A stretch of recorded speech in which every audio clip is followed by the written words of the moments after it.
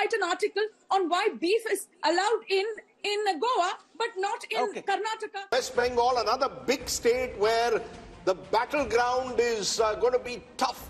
Let's take a look at the vote share first. Remember, the BJP did very well in Bengal, the breakthrough election of 2019. Now, in vote share, NDA 40%, holding its own. The Trinamool Congress 43.5%. Here we've separated the TMC from the rest of the India alliance because it's likely Congress and left will contest together. That's others 7.3. So Trinamool Congress 43.5, others including Congress and left 7.3, NDA 40. How does this translate into seats? BJP 19, they won 18 last time, 19 this time. They will be happy that they are holding their own in Bengal. TMC 22, down 1. Congress plus left is 1 seat. So Bengal once again, Rahul, becoming TMC versus BJP, Congress left getting squeezed out, and clearly the BJP holding its own. Rahul Verma, is there a way of knowing what this may have looked like if the TMC and the Congress and the left can't be together, but the Congress and the TMC were together? How much of a material difference could it have made to these vote share numbers? It's hard, right? Because you don't know what kind of transfers will take place and what the seat allocation to different parties. Yashwant, how much of the Muslim vote is the Congress actually splitting, or is it largely going en masse to the Trinamool? You see, the minority votes saturation towards TMC is already done and dusted. Yeah. So I don't think there is anything from the minority vote perspective left much to whatever the 8 to 10% vote that left in the Congress. But you're picking up still. How much vote are you picking up for the Congress? You see, they together they are polling every about 4 to 5% each in that way. But the funny thing is that I kept on thinking why exactly Mamata Banerjee decided to go on her own. And when I took a deep dive and tried to understand the composition of what is left of left and the Congress vote, I realized that big number of them is actually anti-Mamata, not anti-BJP, which is now left with them. So there was a clear and present danger if the Congress and the left would have been in Mamata's alliance, then this vote, 8 to 10%, a huge chunk shifting them to BJP rather than coming Mamata's way. So with one caveat, you know, the left definitely had to be on the other side. Mamata was very clear. She needed a three-cornered race. Left voter needed to split the anti-Mamata vote. The Congress voter is more interesting, especially in areas like Malda, which the BJP, did very well last time. There, the Muslim consolidation. And she saw it in a by-election which she lost last year, which troubled her because suddenly the Muslim vote was drifting towards the Congress. So in 4 to 5 seats, I think it could make a difference, but 4 to 5. So these numbers could have changed by 4 to 5 if even now the Congress ties up with the left. That's about also, it, not more than that. Look into the statement and look into the body language of Adhirda and everybody else within the Congress rank and file. The way their campaign has been, it looks more of anti-Mamata, less of anti-Modi. So they are holding on to whatever they have. They are understanding there is a huge chunk of their vote which is primarily anti-Mamata rather than But I will make again one caveat. Adhir Chaudhary is worried about Adhir Chaudhary. Adhir Ranjan Chaudhary wants to win his own seat. It's not about a Bengal strategy. If there was and this is where the India Alliance gets it horribly wrong. Do you have a strategy for Bengal, or do individual leaders dictate terms to you as to how you do it? We must remember, Mamata Banerjee has not left India Alliance. So this is the part of tacit understanding also. The left Congress alliance just to prevent the extra BJP getting extra. Oh, come on, there is no tacit alliance when Adhir Ranjan Chaudhary comes every week to Kolkata and attacks you in personal terms. There's no tacit alliance between Adhir and Mamata. Let's be very clear. So is he a Trojan horse? It's not about Trojan horse. Mamata is also doing a lot of poaching. By the way, sure.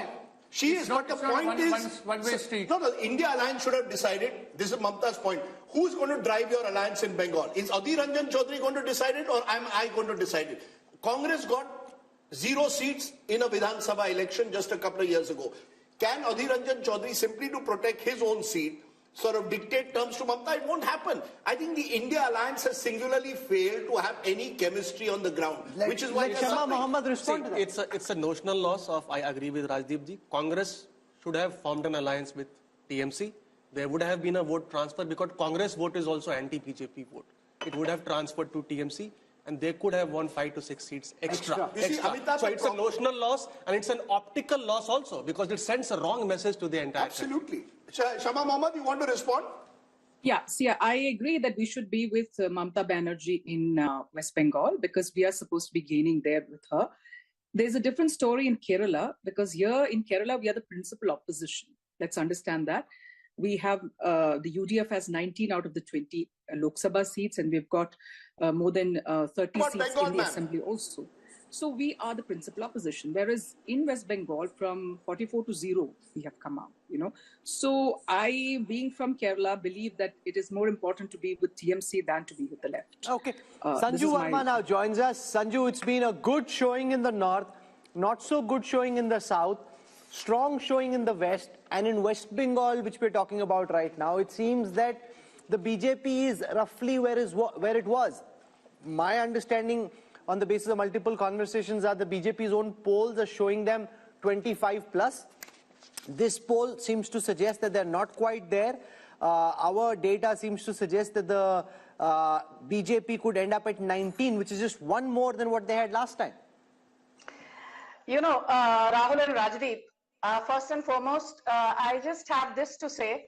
I think survey after survey, and especially Mood of the Nation, which is so hugely watched, thanks to Rajdeep, who's trending every second day, and Rahul Kanwal, who never misses an opportunity to show Rajdeep the mirror. Be that as it may, I just have this to say. We are not the India Alliance where you are going to create divisions. On a lighter note, Sanju ji, no divisions. On a lighter note, ये BJP की अच्छी strategy है, divide and rule. You are trending every day. Thoda shant ho jao. Learn to be gracious when I'm giving you a compliment, albeit a left-handed one. Anyway, now coming to the more serious point. You know, I remember I've been on a zillion debates on these surveys that have been carried out in the last 12 or 24 odd months. And everybody after the West Bengal Assembly elections of 2021, don't forget in Lok Sabha 2019, from West Bengal we got 18 seats, 1-8 with a 41% vote share. But come West Bengal Assembly elections 2021, while we improved our tally from 3 seats to 77, which was a 2400% plus jump, our vote share fell from 41% in Lok Sabha 2019 from West Bengal to 38%. And what did political pundits say? अरे भाई 3% का vote share की गिरावट हो गई है बंगाल में. The magic that happened in Lok Sabha 2019 of getting 18 seats, that is not going to happen in Lok Sabha 2024 if assembly elections 2021 are an indication to go by. Okay. My limited point is, if we are actually improving on our last tally of 18 seats and increasing that to 19 seats, I think the actual result may surprise you on the positive. Okay. I won't be surprised if we are in 24 seats, or even 25. I actually just went to social media to check the trends, and the first trend, the top trend nationally at this moment is Mood of the Nation. So Mood of the Nation is the top trend. So well done, everyone. You guys are clearly doing a good job, and at least the audiences are plugged in and watching, which is fantastic. So thank you. That means a lot. Okay, let's run through all the other states of the East, starting with Jharkhand, where much has been happening. Chief Minister Hemant Soren arrested a few days ago. How is it playing out in the polls as per Yashwant's Mood of the Nation? 2024 projection, NDA 56% up 1. India Alliance 30% down 5, others 14. In terms of seats, NDA 12, India 2, same as 2019. Rahul, next is Chhattisgarh. Let's come now to Chhattisgarh. In Chhattisgarh, India Today C vote are projecting that the BJP's vote share will go up from 51 to 54. They won the recent assembly elections, and on the back of that, their vote share is actually going up. The Congress's vote share was at 41 in the last elections. That could now come down 3% to 38. When converted into seats, the Congress had 2 seats last time round. That could come down to 1.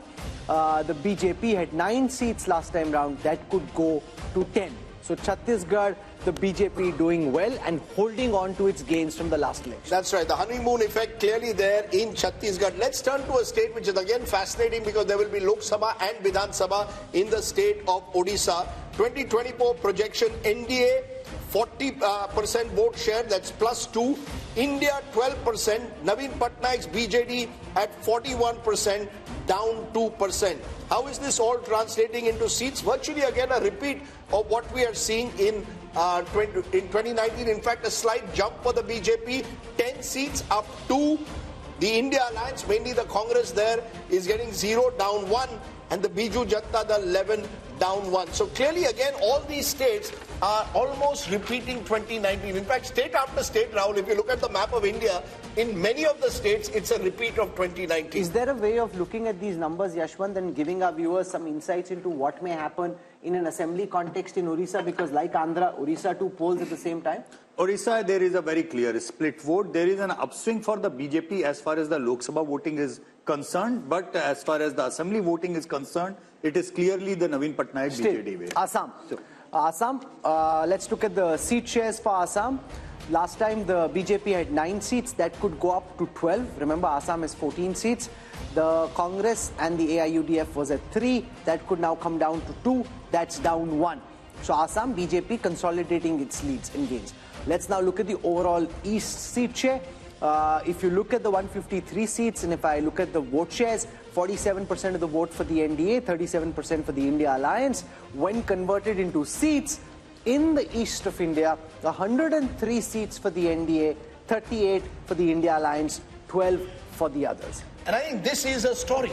You know, while we focused a lot on the BJP's dominance in North India, its dominance in Western India, it is in the east that the sun is rising. The lotus is beginning to bloom, particularly when you include a Bihar and the northeast. I'm presuming Yashwant's included all the states of the northeast, the Manipurs, the Nagaland. No, so we will spend time on each of the northeastern states, just so that people know. We're going to go into a break, show you the national big picture, but we're going to spend time on each of the northeastern states as well. Hello and welcome once again to India Today's Mood of the Nation poll. All the findings in India Today magazine brought to you by C Voter. We've gone state by state over the last 3 hours. We've gone from the north, south, west and east. It's time now to give you the big picture. What would happen if general elections, which are not too far away, were held today? Rahul, take it away. Give us the big numbers. Can Narendra Modi do his hat-trick after all? Will it be 400 par? Rahul. This is the moment all of you have been waiting for. No Indian Prime Minister since Pandit Jawaharlal Nehru has won thrice over in 3 successive elections. If elections were held today, does the NDA reach 400 par as they'd like to believe? Is the BJP achieving its mission 370? We've seen the talk. Let's see the numbers. The NDA Alliance projected to bag 45% of the vote share, which is what the NDA Alliance had in the last election as well. The India Alliance expected to bag 38% of the national vote share, which is 11% more than the last time, but that's also because last time it was UPA, this time it is the India Alliance. So parties like the Trinamool, at this moment, this could change soon after our broadcast, but at this moment officially they are part of the India Alliance, which is why as a national aggregate their vote share is up 11%. The others from 28% are now coming down to 17%, down 11. That's as far as the alliance-wise vote share is concerned, where there is a very clear gap of 7 percentage points between the NDA and the India Alliance. Let's take a look at how this converts into seats. 400 par is Prime Minister Modi's war cry. They're heading there, but not there yet. 335 is the current projection by C Voter for the India Today group for this Mood of the Nation opinion poll, the last MOTN before the Lok Sabha elections. 335, way short of 400 at this moment. This is 18 down from the last election. So if you take all the allies together, they had 18 more last time. They're down at 335 at this moment. The India Alliance is at 166. That's 75 seats more than the last time. The others are at 42, 57 down, but that's an apples and oranges comparison because some of the parties which were in the others have now moved to the India Alliance. The big story though is that the NDA is set to come back to power quite comfortably. See, you want to hit 4 centuries in one match, you're hitting 3.5 centuries just yet. And remember, Rajdeep, there's also the fact that once this message goes out that Prime Minister Modi is comfortably placed, then a lot of people may decide, "Arey, vote kya waste karna, isi ko do," because if he's coming back. So that ultimately could also come into play. You know, there seems to be, Rahul, an inevitability about the outcome. I think this is one of those strange or rare elections where it almost seems, at least when you speak to political observers and politicians, that the outcome is known. It's a question of where does the NDA, BJP-led NDA, end up? Where does the BJP end up? These numbers are showing the BJP is roughly just around where it was in 2019. The NDA is marginally down, but as you said, there could be a bump it could get in the next 2 months because if it campaigns hard, and the BJP is known to do that. Plus, could it get more allies? Remember, all of this is before the possibility of a Chandrababu Naidu or an Akali Dal joining in. All of that could take the BJP above 350. I know that there is all this buzz about 400 par. That perhaps will require the perfect storm. But the BJP has set the base. I think what this Mood of the Nation poll shows, people want Mr. Modi back. The majority seem to want Mr. Modi back for a third term in the first past the post system. And unless there's some kind of a miracle in the next 6 to 8 weeks, the India alliance will have to simply accept next time, or good luck to you, 2029. 2024 appears as close to a done deal, Rahul, with these numbers. And the Prime Minister's popularity remains pretty high again. It will be interesting to see whether he just wants to equal Nehru's record or actually be around the next time to beat Nehru's record, or at least attempt to beat Pandit Nehru's record. Let's take you through how the party-wise vote share and seat share would stack up. We looked at the alliance-wise numbers. Let's now look at the party-wise numbers. The Bharatiya Janata Party had 37% of the vote in the last election. That is expected to go up by a massive 3%. I'm saying massive because in a national context, for one party to be able to increase its vote share by 3%, that is a very significant achievement. The Congress had 20% of the vote share last time. See voters predicting at this moment that that could come down to 19, just a dip of 1. Others were at 43, they could be at 41. The big story there, though, is that the Bharatiya Janata Party, which in the last elections was standing at 37% vote share, could go up a massive 3% to 40. You know, Rahul, there are two big stories. One is the BJP story, the possibility, as you said, that Prime Minister Modi will emulate what Nehru did, win 3 consecutive elections.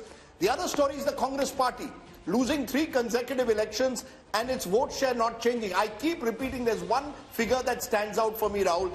The BJP got around 7.5 crore votes in 2009. It went up by a whopping 200% to over nearly 22 crores by 2019 in a decade. The Congress vote has remained relatively static at 11 crores. So while we are looking at the BJP and the big picture of Mr. Modi winning his hat-trick, we've got to also look at the Congress Party. And I think somewhere there are but two it's not stories static. there. If the pie is growing up and your portion, right. say you're actually declining very badly. So you're not static. See, you're declining. Your vote share is remaining static. For a moment, and before we kickstart our discussion, let's take you through how this stacks up in terms of seats. We've looked at the vote share numbers. Let's take a look at how many seats each of these parties is projected to bag. The BJP, remember, had a 303 rifle that they were firing last time. This time it's 304. So it's not Mission 370. That's his rallying war cry. They're not there yet. 304 is where they stand. 71 is where the Congress stands, which is up 19 from the last time. Remember, there are gains in states like Telangana, which are helping the Congress do better than it did last time. Others at this moment are at 168, down 20. So that's where it stands. Prime Minister Modi very comfortably placed to be PM once more, which is why Raj Chingappa and his team are saying it's get set for a hat-trick. Raj, you want to give us what your headline is? What is it hat-trick? Is it the Modi momentum? What is it? It is set for a hat-trick. So is it about Modi? Is it about the BJP? How do you see it? I see your cover has Mr. Modi imperiously walking down. So we're calling it heading for a hat-trick. But let's, just for a moment look at the figures that are there. Yes. I mean, it's commendable that Mr. Modi in his 10th year is able to deliver the kind of numbers to the BJP and the NDA. And look at the term that he does it. In the second term, I mean, every world leader was under pressure, put on the mat. There was a once-in-a-century pandemic that was there. You had a complete collapse of the economy. You had the Chinese intrusion coming in. You had two wars, the Gaza and Ukraine war that pushed up inflation. Everything that could go wrong goes wrong. And yet, when we see at the end of 10 years, Mr. Modi is not only shining, but is up there in the league of greatness, possibly statesmanship that is happening. So I think we have to give him credit for what is it. Now, whether he's going to beat the record of Nehru, that has to be seen, but the polls indicate that. Whether he will beat the record of Rajiv Gandhi in 1984, that is to be seen, because 400 at the moment from what we took in these last 3 years, 3 or 4 bellwether states, the NDA seems to be holding, but not really catching up to the 370 that Mr. Modi wanted. I think what we will see in the next 2 months, there will be, I believe, because the way it is trending, and I studied what we did in 2014, when Dr. Manmohan Singh was aspiring and the Congress party was aspiring for a third term. If you looked at our Mood of the Nation poll at that time, in January 2014, the Congress was down to 100, and the UPA was down to 122 seats. And the BJP, the trend line was that the NDA and the BJP was going to win it. Here, it's just the opposite. The ruling dispensation is doing it. So I would think that we are going to see a Modi wave, because they can only get better from here. They seem to have equaled what they've done, and we're going to see this huge movement. There are caveats, which... We will come to the caveats in a moment, but is that how you see it? The big takeaway is the BJP has consolidated, holding its own. If anything, Yashwant Deshmukh, it could go up, possibly in the next 2 months, depending on the nature of the campaign, the kind of momentum that you tend to get, that the winner gets a kind of bandwagon effect. Well, bandwagon or not, I've explained the relative turnout thing, which I think will be a very decisive factor, because I believe within the same vote share and sphere, just the higher relative turnout will give BJP extra 2-3 point jump, just by virtue of being able organizationally and resourcefully taking the supporter from their home to the polling booth. Out of that, having said that, you all know that from the seat projection perspective, I am a very, very conservative pollster. For what Raj is indicating, what Amitabh is indicating, probably is, they are poking me that, Yashwant, this is the starting block. And I agree to that, because when I look into the gap of 20% vote share for the BJP, Rajdeep, it's like it is likely to end up a complete sweep in many of the states where marginally I have probability-wise given 2 or 3 seats to the others. So if you look into the 335, it can easily be 350 just by taking into the other sweeping stakes of the BJP. So is there any caveat at all, Rahul Verma? Is there an inevitability of the outcome, as I said, where the question now remains whether the BJP is where Yashwant has pegged them at 303, NDA at 335, or does the BJP go up to 340, 350, NDA 370, 380? Are these the only two scenarios you see, or is there a possibility of a 2004 miracle that the opposition is holding on to? In Indian politics, there is always possibility, but the other term I'll use is probability. The probability of this now turning in a reverse direction is very, very low. And see what is happening in some ways, just to sort of like add to what Rahul was saying. PM Nehru in his successive elections, 52, 57, 62, Congress vote share did not improve. What is happening with BJP, 31, 37, and now projected is 40, 3 months ahead of election. And given if it's a conservative estimate, BJP being an organizational party can actually pick up more votes. With that kind of vote difference, the seat translation is going to be heavy. And second point, Congress is holding on to its 18% vote share and 70 seats because of its perhaps performance in Telangana and states like that. And we don't know what would conspire in some of these states. If BJP ties up with, say, BRS, Telangana seat tally might change. What happens to the Congress party, Rashid Kidwai? 3 consecutive defeats, 15 years out of power. And while they may get 70 seats as per our poll, that could even come down to 40, 50 if the BJP goes up by 20, 30. Where does that leave the Congress party? Can it hold together? with a third debacle? Yeah. I think, Rajdeep, it may sound a bit odd and bizarre, but the Congress would be very happy to know Yashwant Deshmukh's, finding and mood of the nation that Congress is getting 71 Lok Sabha seats. It will give them a formal position of leader of opposition in the Lok Sabha. Remember, Congress is very easily satisfied party, and that's the one reason why it is going down.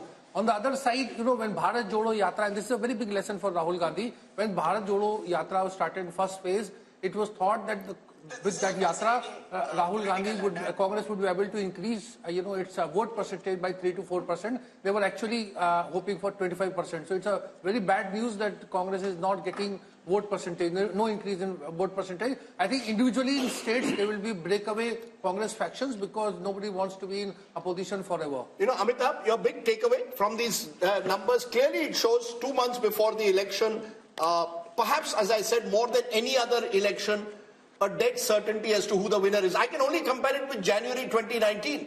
January 2019, which is the best comparison to make, the Congress had just won 3 states in North India, and the poll suggested a tightening of the contest. The India Today mood of the nation actually suggested a tightening of the contest. A coalition government for the NDA. A potential coalition government for the NDA. Now we are seeing a clear majority for the BJP. What's your big takeaway? Is Indian politics heading towards some kind of a dominant party system, or is it about Prime Minister Modi being this domineering leader? So BJP is, of course, attaining the pole position which Congress used to acquire during the 1950s to 1990s. At that point of time, Congress was competing mostly against regional parties. Here we have BJP competing mostly against regional parties because regional parties tally is 168 seats. BJP is increasing its vote share. Congress is holding on to its vote share, and all its gains are coming at the cost of regional parties. In fact, the story, Rahul, for me is once again that remember 186 seats, roughly 186 seats, direct contest in 2019, Congress versus BJP. Congress won just 12. BJP won most of those seats by double digits. Nothing has changed. It's almost as if the Congress is where it is, comatose in a way electorally, and the BJP is growing. And because they're not listening. And the other factor, which is also in a way worrying, is the North-South divide. The BJP dominating North India, dominating West India, doing even very well in the East. It's only the South which seems to be marching to its own beat. And I wonder what the implications of that will be long term. If the Congress had any good sense, and I'm not at this moment certain that the people who do are looking so obsessively at this election in the way that the BJP is, they should sit into a room, Messrs. Kharge, Rahul Gandhi, Uddhav Thackeray, Sharad Pawar, and say, let's thrash out the Maharashtra seat-sharing formula before we leave. Sit from morning till evening, go seat by seat, thrash it out, compromise, and do the same for Telangana. Figure out who your candidates are, get on the ground. Instead of just spattering your ammunition all over the place, focus on their...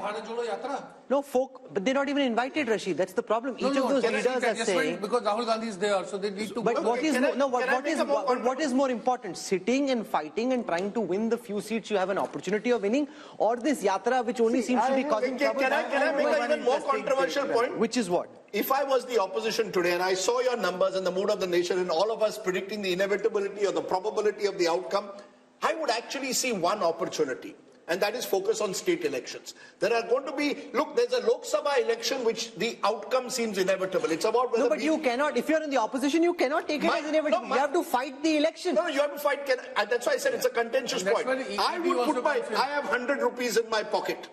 I would put at least 80 rupees of that into state elections. There's Haryana, there's Maharashtra, there's Jharkhand, there's Bihar next year, then there's a series of other elections. Look, in the Lok Sabha, you can pick up, I'm only going by the mood of the nation, Rahul. You can pick up 20, 30 seats by what you're saying, better seat adjustments, do a little bit in Maharashtra, work out your numbers. You should do that. Of course you should. Every election has to be fought.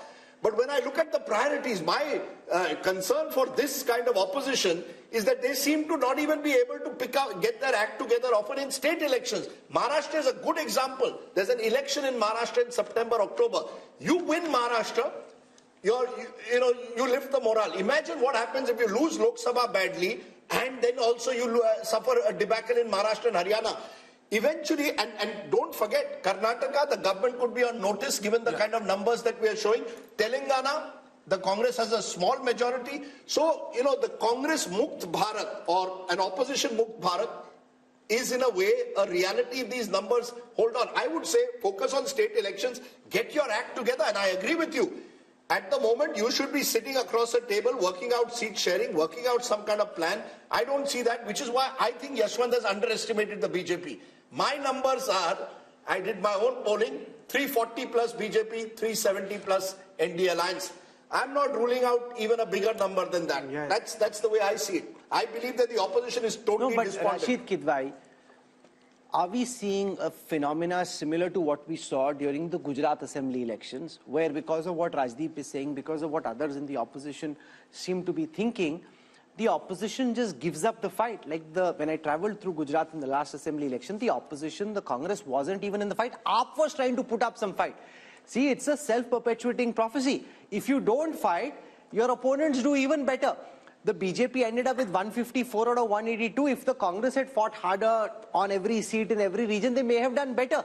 You give up the fight thinking, you take what Rajdeep is saying seriously, say, because the opposition takes what he's saying very seriously. If they start taking what he's saying seriously and not fighting this Lok Sabha election and preparing for the assembly election, jitna bura pitenge, usse aur pit jayenge. Too late hai, Rahul. Ye sab hota chahiye tha 6 mahine pehle. You see, the biggest problem with this opposition in 2024 is there is no sense of ownership. There is regional parties and there is Congress. When we talk about Congress, there is an official AICC president Mallikarjun Kharge, and there is a Rahul Gandhi who represents the political leadership of the Congress. Now each person. So what does Kharge represent then? He's a Congress president, but he lacks that kind of political leadership. That's what I'm saying. There is no sense of ownership. Not and political leadership, political authority. He's not been given the political authority. Can I just come in at this point? Take a look at the opposition. If, for instance, the Congress, if it had won one state in the north, Madhya Pradesh, where it was, anti-incumbency was clear. So it was so close to actually turning the election. Because if you go back in the year that's there, firstly you win Himachal in December, then you come back and win Karnataka, I'm talking last year. You have the India alliance being formed at that particular point of view. You knew where your battles were. Okay. This is the difference between what the BJP does, which knows that these 3 seats were critical for them to get the momentum to win the Lok Sabha.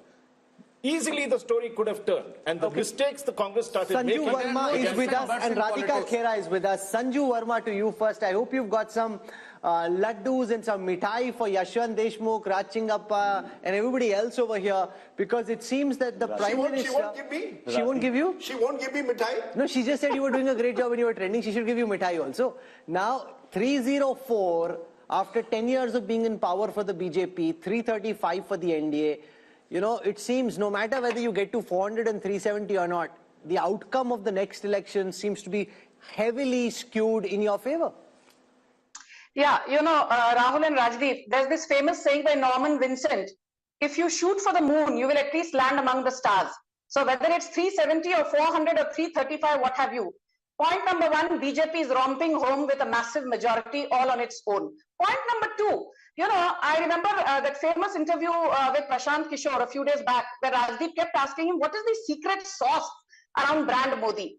So I have something to say to the Congress. हम तो जीतेंगे ही, पर कांग्रेस के जो समर्थक हैं, ये ध्यान से सुनिए. जो जानकर भी अनजान बना रहे, उसे दर्द क्या बताना? जो जानकर भी अनजान बना रहे, उसे दर्द क्या बताना?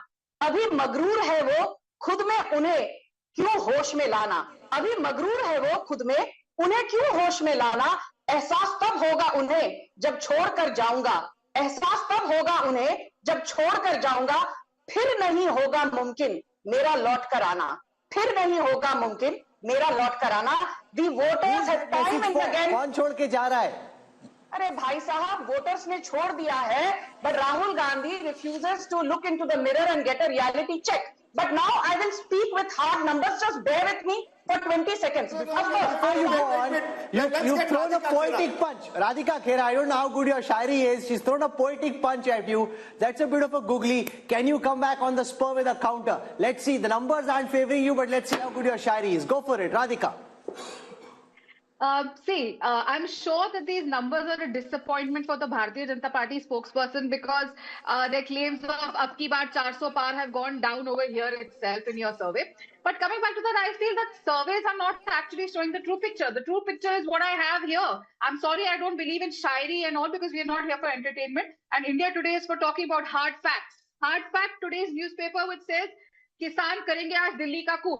This is the reality of the country today. The reality of the country today is that our wrestlers were sitting outside protesting and what were they given in return of the protest? Lathia. The reality is that the entire country is dealing under inflation, unemployment, poor law and order. While Modi ji goes and pats himself on the back, I did not speak in between. Sanju Verma, you must allow her to speak. No, please put down Sanju Verma's voice. You must allow her to speak. We are a democratic country and India Today is a democratic channel where you cannot mute my mic and you will let me speak. You cannot control the opposition over here. Well, coming back, the country is watching how over 100 parliamentarians were suspended for parliament because they were raising their voice. Country is watching everything. Country is watching how governments are being brought down, being scared by the ED. Parties are being broken down and new fractions are being made. Country is watching everything. Yes, there have been disappointments that we've had in the recent elections in Chhattisgarh, Madhya Pradesh and Rajasthan. But all surveys were predicting that Congress was winning Chhattisgarh. And Rajdeep, you even visited Chhattisgarh. The mood of Chhattisgarh was absolutely different on the ground. But something else happened. So I don't think that So I want to go back to Sanju Verma. Sanju, while the overall picture is very rosy, or should I say there are lots of lotuses in the overall national picture, and they're blooming, Maharashtra is a concern, Telangana is a concern, having an alliance in Andhra Pradesh, potentially even Punjab is a concern. And the way that the BJP has been operating, my sense is that they may be looking at these states where they're not doing well and trying to double down and figure out how to make the tactical arrangements to do well here. I will answer your question and now I hope the courtesy will be extended to me. Ruling party ke pravakta ka mic mute nahi kiya jayega. Radhika Kera, I agree with her on one thing. She said this is a serious channel. We are not here for entertainment. I completely agree. Entertainment to Rahul Gandhi de rahe hain, bharpoor entertainment as part of his Bharat Jodo Nyaya Yatra, where he says, stuff mein koyla dalo aur stuff jal jata. I thought that the stuff runs on kerosene or fuel. For the first time I learned that the stuff runs on coal. So please, don't sit here and give me your half-baked knowledge. Now I will come to the hard facts. Rahul, I will not even talk about what, Mr. Arun Puri said in August 2023. These are famous quotes of his, which I really love reading them all over again on every debate. In August 2023, after your then Mood of the Nation poll, he said, Narendra Modi has pulled off what few leaders have. He has banished the universal factor of anti-incumbency. Narendra Modi's popularity rankings defy the law of gravity. I'm quoting Mr. Arun Puri ad verbatim.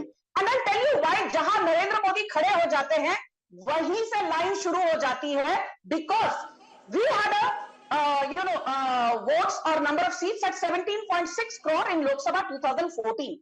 People said, this was just happenstance. We got the number of seats, winning seats at 23 crore votes. 23 crore people voted for Narendra Modi in 2019, which means there was a 31% increase in our winnable seats between 2014 and 2019. Now, I am not even going to assume that BJP will see a 3% uptick in its vote share from 37 to 40%, as Rahul said. Let us assume that the vote share continues to remain at 37%. It does not rise to 40%. I'm being conservative, despite being an Andh Bhakt and a Modi Bhakt. Despite having a vote share at just 37%, just going by past track record, if you extrapolate the numbers, you will see 30 crore people voting for BJP, assuming a 31% rise in number of seats. And if you assume so you made that point, ma'am. I want to go across the table, ask Amitabh, what could be the X factors from here? We're in the beginning of February. We've got March still to go and then elections in April, May. What could change, good, bad, for both the opposition and the government? See, X factors for the BJP clearly is the mood of the neutral or the undecided voters from now on, because BJP clearly has the momentum. The numbers are very strong for BJP. 335 NDA means if you add the reverses in Maharashtra and Bihar, which is 25 seat itself, 360. Plus you have a new ally from Andhra Pradesh, possibly 17 seats, 377. So mission 400 or 370 is not impossible. That's number one. This is largely predicated on the image of Prime Minister Modi. So if there is a black swan event which dents the popularity of Modi, that is the only event which could probably tilt the numbers in favor of the opposition. It's all about Modi, his popularity. He is getting the votes for the BJP, and he is the difference between the opposition and the Congress. But this is an important point, Rajingappa, that it's essentially no matter who thinks what of it, the fact is, and you can quantify this, and we'll do this tomorrow, but if the BJP is winning in the way that it is, it's because of one man. And what this country thinks of one man, what anybody on this panel thinks of that man is inconsequential. The voters who we've spoken to would like Prime Minister Modi back. They have a direct connect with him. They have faith in him. They trust him. They want him back. Well, let's call it brand Modi. That is really a phenomenon that has happened. And just looking at what Amitabh said, even in adversity, he comes out the winner. You had Pulwama, which was a black swan sort of event that happened in the thick of election. He converts that into a great opportunity. Take a look at his second term. Each of these things, COVID, he's first castigated. Our polls itself show that it goes down, comes back, with a bang, makes sure that the economy is growing, takes care of the people on one side. Then let's also look at I think there are a couple of qualities we have to look at Mr. Modi. Decisive leadership. Article 370 goes. Early in the tenure that is there. Ram Temple, built at terrific speed. The Parliament House built it. Women's reservation bill put there.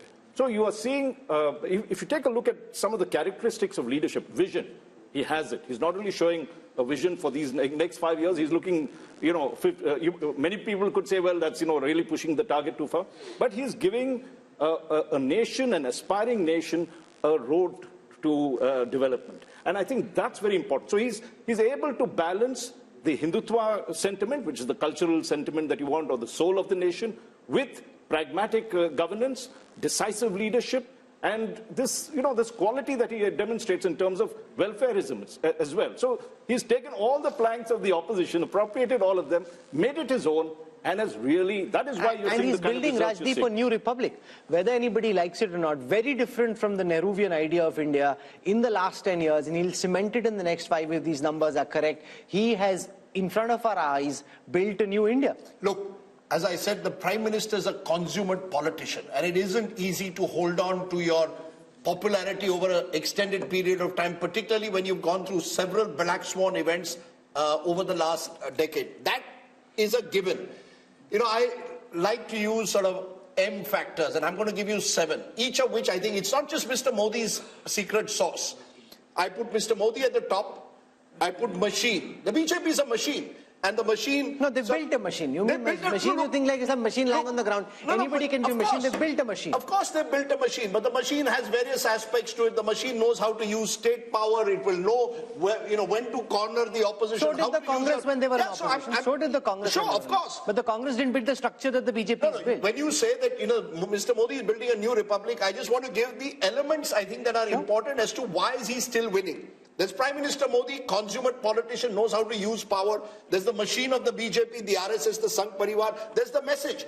The message, interestingly, look at Mr. Modi's message in the last month since Ram Mandir. He's not focusing on Mandir, he's focusing on Viksit Bharat, talking about infrastructure projects, talking about Amrit Kal. Cleverly knows how to change the goalposts. This is over, let's move on to the next. So the opposition doesn't know what will come next. Number 3. Number 4 is money. Let's be honest, Indian elections, the oxygen of Indian elections are increasingly money. The BJP dominates that space like no other party has done. The Congress may be in its palm, but that time, the opposition was much weaker. No, but that time the Congress leaders, many of them pocketed the money themselves. There's different structure they are getting for the machine. A lot of the Congress leaders, and you know this well, pocketed it's not as if in Maharashtra we don't have khoke ki rajniti. Let's not say that we don't have institutional corruption in the manner in which there was under the UPA.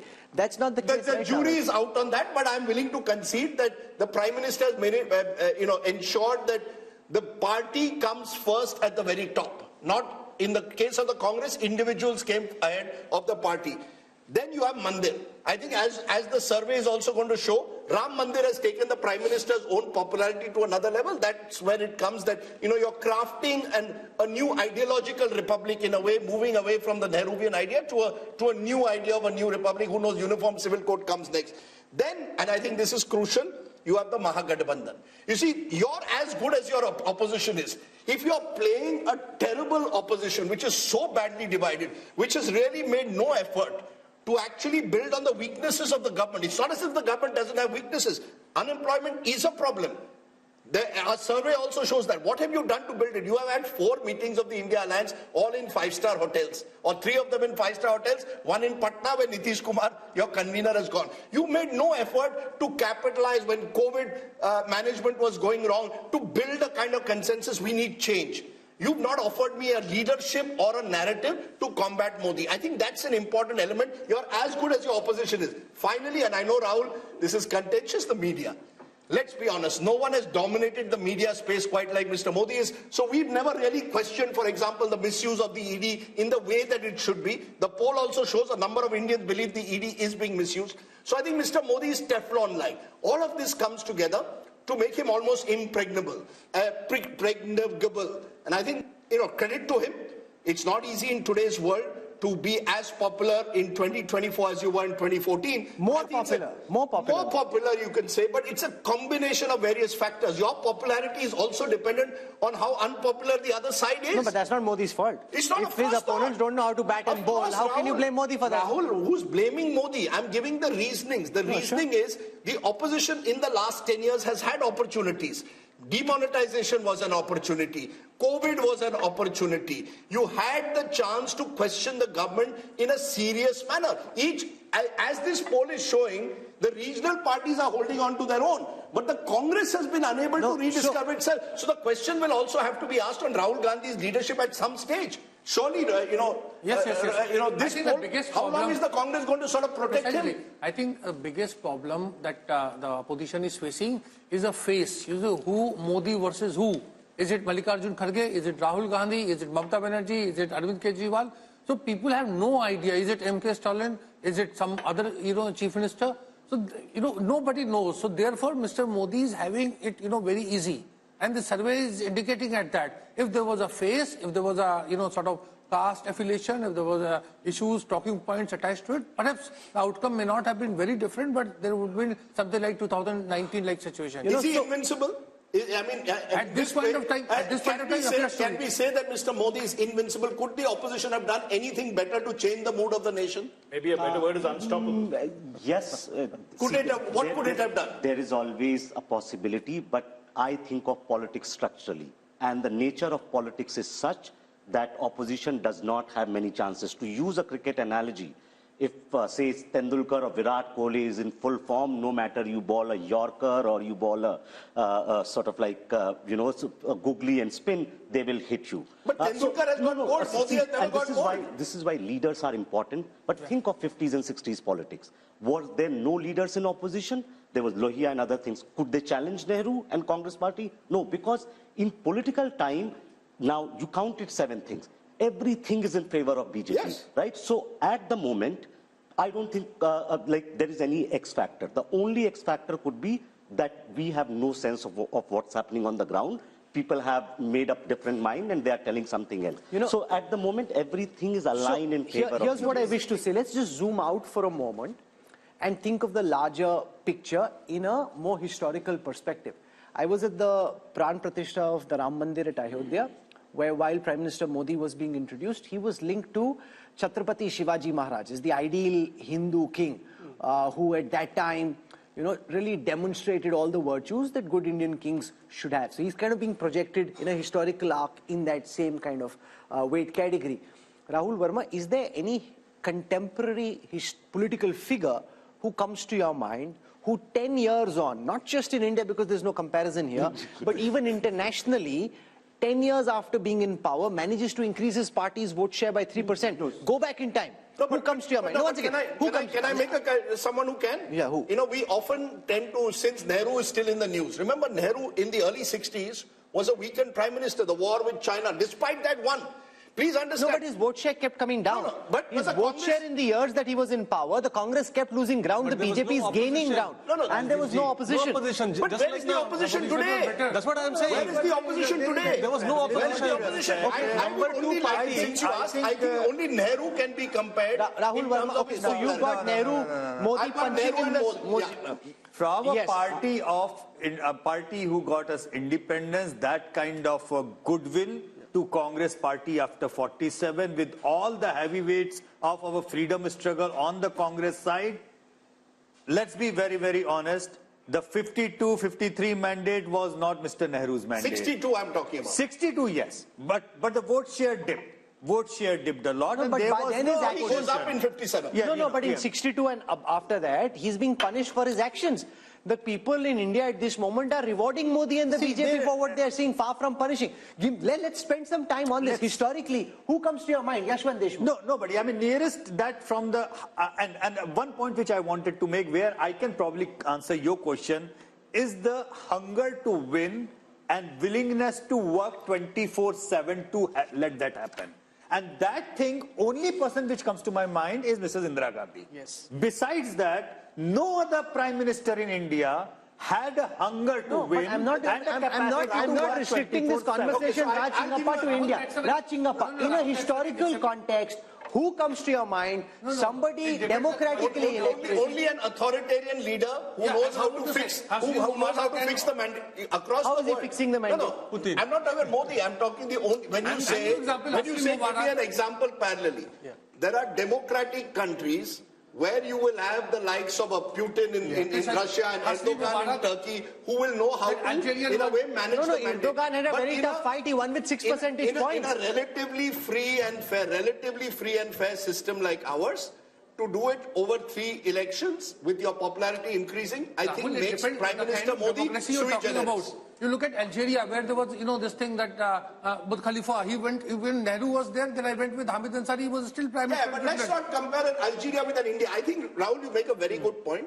In a democratic society like ours, with all the pulls and pressures, with, as we are seeing in our poll, South India having a very different politics, states like Maharashtra, Bihar, Bengal, Karnataka looking tough for a while. I think Mr. Modi has done the remarkable job of holding his popularity. I will only say this, and I think this is an important point that we need to make. While we talk of the invincibility of the Prime Minister, and I think CSDS's post-poll in 2019 showed 1 out of every 3 voters voted for the BJP because of Prime Minister Modi. The BJP itself is not invincible. That's why I made the slightly controversial point that if I was the opposition, I would focus on states where Mr. Modi is not on the ticket. The BJP is weakened. You want a strategy for the future? Start from the states. Okay, the problem is you're going to make this, the India Alliance has come into this 2024 election with no clue of how they want to face up to Mr. Just to Modi. remind the viewers, Rahul, once and again, we are so damn focused on 14, 19 and probability of 24 that we are forgetting the fact that BJP as a party has lost 50% of the elections in this country in the last 10 years. Yeah. 50%. Yeah. So invincibility of Mr. Modi as an individual, which the BJP is benefiting from, is not exactly the invincibility of the BJP. Number one. Number two, yes, I concede and I understand, being a conservative pollster, this is probably the starting block of BJP and the NDA. And majority of our polling was happened before the Ayodhya Pran Pratishtha. That impact has to come in, and with the way they are looking out for alliance partners and the way they are going about it, this can only go up. Having said that, if you will ask me if there is any, I don't see a black swan because nobody can predict a black swan, but one red flag, that is the complacency factor. Complacency factor was the factor which caused them. Are they looking complacent to you? No, they are not. But 2004, urban areas, the turnout dropped by 18%, and that caused Modi the is no BJP. Vajpayee. That's precisely what I was trying to say. They have learned their lessons pretty hard, and neither Also, Modi there is is a very Can I give you a very nor interesting Mr. anecdote now? Bhagwat is Mr. Sudarshan. Sure. Both the factors are remaining. Can I give you a very think there is interesting anecdote? just This morning, I was told by an MP, Parliament has been extended by a day. The BJP is going to put out a white paper on what the Congress did over 10 years. Kya zarurat hai? Agar 300 seat mil rahe, what to put white paper? Lagta hai desperate hai. मैंने कहा desperate नहीं है. They want to take that 320, 330 that the mood of the nation is good because he wanted to know the numbers. 320, 330 to 370, 375. एक दिन भी नहीं छोड़ना है parliament का. If we can get an extra Saturday in, where all the TV channels for 7-8 hours will talk about this white paper, keep the mahal going. So there is no complacency. On the other hand, it's like a team which has scored 350 runs is sure to win. But things, yeah, last 10 overs, all 100 run करके 450 जाते हैं. Amitabh Tiwari, look at how this 400 par is seeping into the psyche of the opposition. The Congress guests we had today, even Kharge ji in Parliament, they are referring to 400 par. They should be dissing the idea of it's like you have the most forget ideology for a moment. You have the most competent practitioner of the political craft up against the most inept practitioners of politics in the Congress. You are right. That is why when you Rahul, have them go head to head. What Modi did, sorry, Raj, just a quick point. I think one, when you look at what he's done in terms of 370 and 400 for the NDA, he's addressing what the concerns Yashwant was talking about. He has pushed the bar even further, higher and better. So, and today you feel he's getting 303 and we, he shouldn't be getting 400. No, but you heard what Rashid said. The second Congress will be happy with this. The second point I would like to make. Ek chota se point. Yes. Rashid. See, the Congress thinks that if India Today and Yashwant Deshmukh are saying 71, it means Congress is well past 100 seats. That's how they're thinking. Yeah. No, I just have a quick addition to this one. You were asking about who else would you...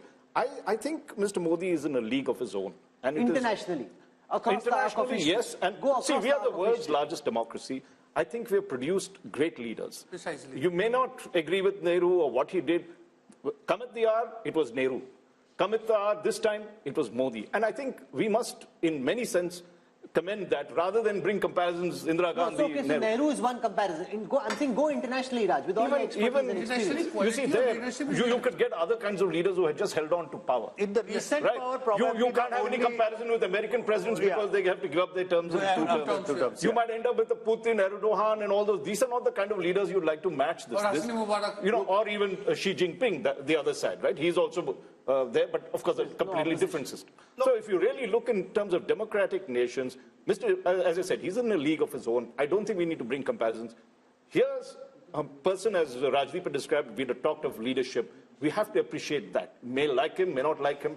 There is something about him that is, converted a nation of 1.6. I think, again, I completely agree with Raj, and just to add to him, see, what sets Modi apart from everyone, Nehru inherited a party and an organization. Modi also inherited. But BJP was not present in many parts of India as a strong force. What Modi has done in these 10 years has put the party on map in eastern India. In many states where they were in single digit are now running governments. Right? So what he has done electorally has basically created that machine which was there, maybe using all kinds of things. But now BJP is a very, very formidable and unparalleled election machine in contemporary politics across the globe. Can I add, I think that is one of his biggest contributions. Can I add two more M's? Interesting. One is middle class. I remember Arun Jaitley telling me this 10 years. He says, as India becomes more and more middle class country, he believed that the BJP was there at the right place, right tap to capture on the energies of this middle class. I believe post 1991, ironically, the Congress party didn't capitalize on the zeitgeist of this new India. They went in the other direction when they should have actually taken credit for Manmohanomics, built this middle class constituency. Look at across urban India, and as India gets more and more urbanized, look at BJP's performance across urban areas. Mr. Modi is popular in both rural and urban. We forget the Labharti scheme and the impact that has had, direct benefit transfer, using it to put money in people's hands. But I think middle class has become a core constituency of the BJP, and they've built around that. And whether we like it or not, it's maybe the elephant in the room to some majoritarianism.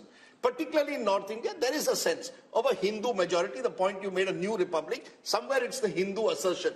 That also is a major factor. When I add Labharti and Hindu assertion, I don't think you can win an election. But which government in the past, Rajdeep, has spoken of making India a developed country and set a timeline for it? Sure. And actually then mobilize the will and try to build the circumstances which allow us to move in that direction. This is the only other government that I know. Rahul, there I want to only put one small caveat, which is there are areas of darkness in this country. Let's be honest. Whether it's the ethnic but there are areas of darkness in the United States. There are areas of darkness in Europe. Rahul, just as I believe the middle class has arrived, unemployment is a serious crisis. It's going to get worse in the era of automation. In education systems will not be able to match what the new market needs. I just agree with you. Let's not say that we've reached there. No, Mr. Modi is offering a dream. Mr. Modi is offering a dream and making the effort to achieve that dream. He's offering a dream. He's offering a vision, and he's making the effort to take us in that direction. So it's not as if he's sitting on his laurels. But then aspiration is not just middle class, Rajdeep. Middle class is like 50 shades of grey. Anybody who is not in BPL family is a middle class. Okay. So from lower middle class to middle class to the higher middle class, it's an aspirational class. And he is a person who is showing a vision and a dream that, okay, you are maybe suffering, but what the India which I'm trying to make will be a great India for your kids, your grandchildren. And he's working towards that. But then tell me, if this was also perfect, the double engine as we saw in certain states doesn't work. I think India is too complicated to reduce it to, Modi's captured the attention of all of India in every election. That's why he's captured it in a presidential style. In elections increasingly are presidential at the national level. Mera leader kaun hoga? Mera prime minister kaun hoga? Mr. Modi with his consummate abilities as a communicator, and the point I keep making, Rahul, which Prashant Kishore also now makes, Mr. Modi's been around 50 years in politics. He's seen various, these black swan events, you're able to conquer sometimes through your past experience. It's like a journalist. If you've been 40 years, we can do live program. Pehle saal, it was a struggle. Mr. Modi's been there. He's done the hard yards. Let's give him credit. He's been in power since 2002. He's been in power for 22 years, and that gives him experience of hand. On the other side, he's become elite. You've got regional leaders who've been stuck in their states. I think one of Mr. Modi's major achievements is from Gujarat Chief Minister. When he became Gujarat Chief Minister, we thought, ye kaise banega, RSS ka aadmi hai, has no experience in governance. When he becomes Prime Minister, we said, yeah, Prime Minister kaise banega? You said. Look, no, one minute. I will say this, and I have proof. Mr. Javed Akhtar at a dinner in 2012, 1 week after Modi won Gujarat a third time, he said, yaar, kya lagta hai, Modi ji aayenge center pe? To maine kaha, hai, I think Modi ji will come to the center. I think he will win the elections. 2012 December, before he tilted. He said, nahi, he is haunted by 2002, nahi ho sakta hai. I said, sir, there comes a time when a person can sort of go beyond his sort of past to the future. So I will not take that, but I will say this, that he surprised people. I would certainly. And he continues to surprise people. He continues to surprise. He continues to surprise the same people who never cease to be surprised. But that's a different matter. That's a good line. That's a good line. No, but it's true. It's true. That's true. The thing is that, see, the matter of fact is that he works hard. And I think pretty much, and I've said this to Raj, that, as one of my physics professors, he never used to give us marks on the final answer of the numericals. He used to give us the marks on what did we attempt. दिमाग लगाया कि नहीं लगाया, कोशिश की कि नहीं की. I think Indian voters are coming to an age where they want to see the leaders make an effort. If you make an effort, they are even willing to own up your failures. See how people have owned up his demonetization failure. Okay. People, majority of them say, galat tha, lekin sahi niyat se kiya. Okay. Now, so we are out of time. We are out of time. We need to finish. There are two politicians which are fascinating in that sense, using this effort point. One is Mr. Modi, one in a very different way, Naveen Patnaik. Yeah. 25 years, never lost, and you ask people, nahi sir, koshish kar raha hai. You see, Indian voters, he's right, want to reward well-intentioned. Okay, so we are out of time. We need to wrap up. Rajdeep? No, Rahul, just one little point. I think it's more than just try. Modi delivers. He has demonstrated that on time also. Whether it is building a parliament building, getting things done, he makes sure. That is the culture change. And also remember that at the end of 10 years, Dr. Manmohan Singh, with no disrespect to him, was completely tired. The government was just coming apart. Even Vajpayee ji, at the end of his 6 years, was very tired. He had to say, not tired, not retired. But, the government wasn't energetic. Prime Minister Modi continues to stay as energetic, as pumped up, where people around, and I've seen younger officers, much younger than him, and at New York, at the yoga day, I asked one young officer in his team, "Arey, tum kyun nahi kar rahe?" "Arey, nahi, unme zyada energy, hum mein kam." So, that's like people half his age. Okay, so Rajdeep, before we wrap up, if you were Modi, what song would you be singing tonight? What's that song that Shah Rukh Khan had? Number one. I don't expect me to know. What is Does anybody else know? I'm the best. I'm the best. I'm the best. I'm the best. Koi hero yahan, koi zero yahan. I'm the best. Look, If you're Rahul Gandhi, what song are you singing tonight? You're putting me in trouble because you want... Ye kya hua? Kab hua? Kaise hua? Look, there are lots of songs. But look, seriously, I hope for the Rashid sake... has another song. Can I though say something? For the sake of You have one. Indian... Okay, Amitabh Tiwari, 1 second. If you अपना time आएगा Yeah, that's अरे भाई advisers बता रहे हैं उसको यही अपना टाइम आएगा Rahul, he's sounding like Yudhendra Yadav. Look, let's not rule out He's sounding anything. like Yudhendra Yadav. Who? He's saying Rahul Gandhi thinks अपना टाइम आएगा. नहीं, Rahul Gandhi is being advised कि साहब आपका टाइम आएगा. Look, I hope for our sake of our democratic process and indeed for our television coverage, we have an exciting election. I hope that this mood of the nation doesn't result in most people believing अब क्यों देखना है? No. जीतना तो है. But I hope we have a contest. Is that the reason he has given this shagufa of 360, 370 and 400?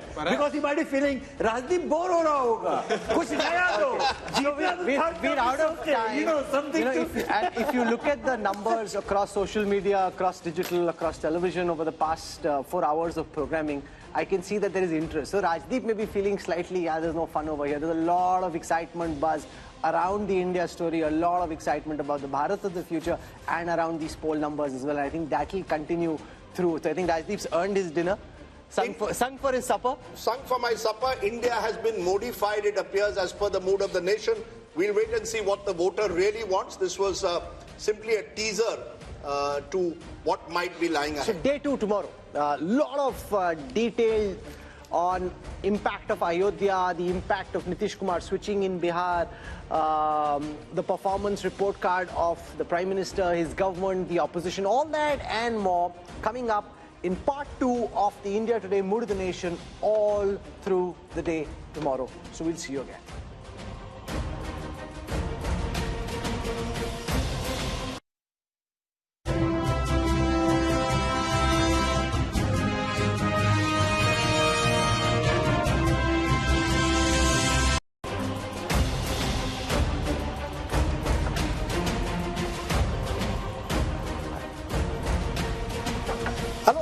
You're with the India Today Mood of the Nation biannual survey brought to you in partnership with Sea Voter, which has done this comprehensive nationwide survey at a time when all eyes are on the big question: who will win the general elections of 2024? That's the question that we're going to answer in a detailed manner this time, but not just the big picture.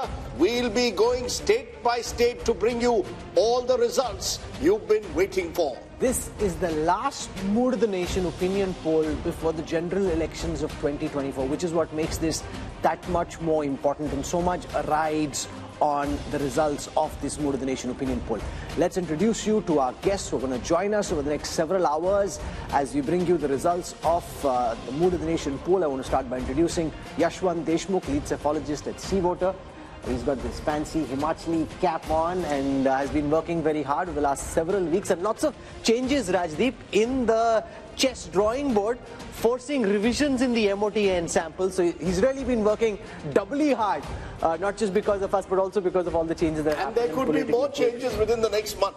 Change is the only constant. Next month or tonight, tomorrow, there could be changes galore, and therefore we'll have to keep looking at these numbers very carefully. Flanking him is Raj Chingappa, editorial director at India Today magazine. He and his team have worked on compiling and dissecting the results of this poll, and you can read the analysis in the new issue of the magazine, which is out in stands now. We've got Amitabh Tiwari, who's joining us, political analyst, and to our left we've got Rahul Verma. Rashid Khidwai joins us, and we got Sanjay Kumar from CSDS. So this is really as sharp a political panel as can be, and I'm discounting myself. And no, I'm keeping Rajdeep there, discounting myself, but a very sharp panel on this. So what we'll do for a moment is take you through the methodology. adopted by C-Voter for this poll.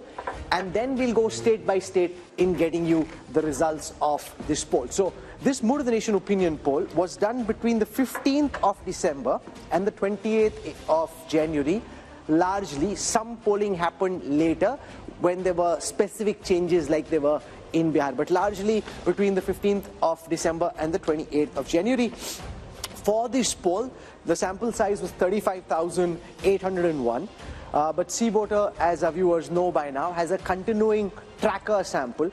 So that adds 1,13,000 interviews to the Mood of the Nation sample, giving us a robust sample size of 1,49,000 for this sample and the tracker that's been going on between the 15th of August and the 31st of January. So there's a 3% plus minus margin of error at the micro level, and Yashwant claims he has a 95% confidence level. So that said, Rajdeep, let's now dive straight into the numbers for Uttar Pradesh. Okay, let's go state by state, and we are starting with the state of Uttar Pradesh, because remember, generally it's believed all roads to Delhi lead through Lucknow. That certainly to some extent has been the case in 2014 and 19, given the domination that the BJP has had in the Hindi heartland. But let's take a look at what the Mood of the Nation poll is saying. First, let's take a look at vote share, because vote share will give you a sense of where the parties stand. And what we are predicting at the moment is a 52% vote share for the NDA, which means that the NDA is actually up from last time. They're even higher than they were in 2019 when they did remarkably well in that election.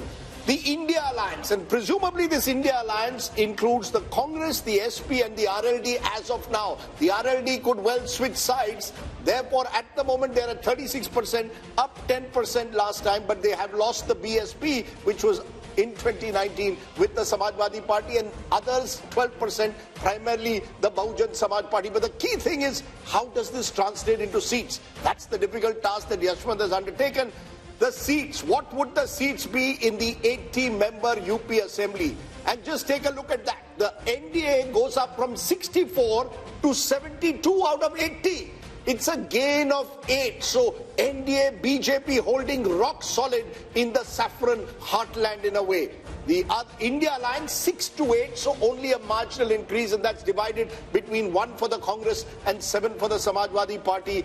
Others are completely wiped out. The 10 last time were the BSP. So Rahul, the first big numbers clearly show the BJP holding its own in what's become its bastion. And if the BJP is already at 72 in the way the state plays right now, Yashwant, the most important question is, now that RLD is very clearly in talks with the BJP, if Jayant Chaudhary was to join the NDA, where could that 72 reach? Well, I mean, of course, it will impact minimum number of 2 seats for sure. But it's not just about how many seats that RLD is contesting and they are likely to win. It's also about the overall impact of the Jat voter consolidation in the entire Western UP, and not just Western UP, but across in other states which have a significant number of Jat voters. So that, having said that, Rahul, let me be upfront about this one. And me and Raj discussed this so many times about the numbers of the seats and everything. You know, I am a conservative pollster. And I find it very difficult to tell people that, you know, why are these others or other NDA numbers or non-NDA numbers coming up, even when you have NDA or BJP crossing 50% of vote? That is simply because of the probability. When you say any party is there in that particular region, even if you cross 0 to 1, in UP with 6 regions, you end up with 0 to 6 kind of range. So it's also a question of probability. Otherwise, this number with this kind of a vote share could end up anywhere. So you're saying it could be 80 also? I will not say it cannot happen. No, because he's sitting on 72 and he says, I'm conservative. No, it is a possibility. You know, it can't be ruled out. But let's, you know, we are T20 style today. So I'm going to ask all our panelists quick responses, because we are going through the entire country. Raj Chenkappa, Uttar Pradesh, as I said, the road to Delhi leads to Lucknow. If this is the result of Lucknow, clearly the keys to Delhi are in the hands of Prime Minister Modi. No doubt Uttar Pradesh is the bellwether state, and if it is showing the kind of results that the India Today C-Voter poll is showing, the BJP is on its way. I would only like to point out a little bit of history because Prime Minister Modi had said he'd want to win 405 seats and for the BJP 370 seats. So if you look back, the only person who did that was Rajiv Gandhi, who won 405, and of course subsequently it became 414 when Assam and Punjab were added on. And at that time in UP, that was the undivided UP, I think the Congress won 82 out of 85 seats. That was a sweep. Now, if we are going by these figures, and they've touched 50%, I'm sure the other pollsters would say that the BJP would require to max in Uttar Pradesh if it has to get its target of 370 that it wants. Remember, those two elections are very different, Amitabh Tiwari, because the 84 election was held in the aftermath of the assassination of then Prime Minister Indira Gandhi. It was an election won largely on the back of sympathy. Here is Prime Minister Modi, who's been in power for 10 times. This is not a empathy, sympathy vote. This is a performance vote. If you end up 72, or if Yashwant says could be even higher, that would be the most incredible performance imaginable. Yeah, so if these numbers hold true, if you see whatever is BSP's loss of 10 seats is largely accruing into the tally of the BJP. BJP is gaining 10 seats at the expense of BSP. So if these numbers hold true, then what is clearly being shown is that it is largely a pro-incumbency vote. It is a pro-Modi vote, it's a pro-development vote, it's a pro-vote for his policies and the way he has handled the economy. But are you surprised because Rahul Verma, Uttar Pradesh was for a long time, for about 30 years, completely fragmented. Now suddenly, since 2014, the BJP has come to dominate the state, 2 general elections, 2 assembly elections, and now you could have a 3rd general election. Is the BJP therefore entering into UP, much like it was in Gujarat, a completely dominant party, 50% more, 50% vote and more, suggests a dominant state? Absolutely, Rajdeep. One reason for fragmentation in the 90s and early 2000s was that there were at least 4 credible players that were present. BJP, Congress, SP and BSP, the regional parties were very, very strong. Over a period of time, Congress declined and also BSP declined. So why Yashwant is saying that the numbers are conservative? Because this time BSP is moving out and they are still holding on to 10% or some vote share there, which means that actually the numbers could be much more than 75, even touching 70. No, but here's the thing. It reflects the continuing trend of elections becoming bipolar. Remember, the BSP, according to Yashwant's analysis, is projected to come down from 19% vote share last time to 8% this time. That's 11% down. And this is a party which in 2007 had won 200 plus seats. So that just shows how the BSP has ceded ground to now become a rump. 8% Sanjay Kumar for the once mighty BSP just shows that for time to come, elections in UP will be BJP on the one side and Samajwadi Party on the other, with a much weaker Samajwadi Party against a much stronger BJP. Rahul, we need to understand why elections are becoming bipolar not only in UP but in Bihar and many other states.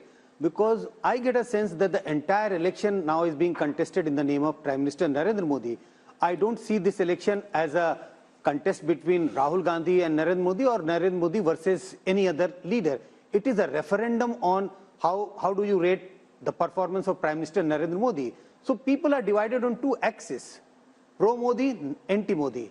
And you see the election becoming bipolar on this, not on the issues, but largely on this factor. If you are on pro-Modi side, you tend to align, your party tend to align with NDA. And if you are anti-Modi, you tend to align with the UPA. Or if you're not able to align with the UPA, then you go alone. But that is what is happening in UP. But where does this lead, therefore, the India alliance, Rashid Kidwai? Because you've got a situation where you are tying up with the Congress and Samajwadi Party tying up.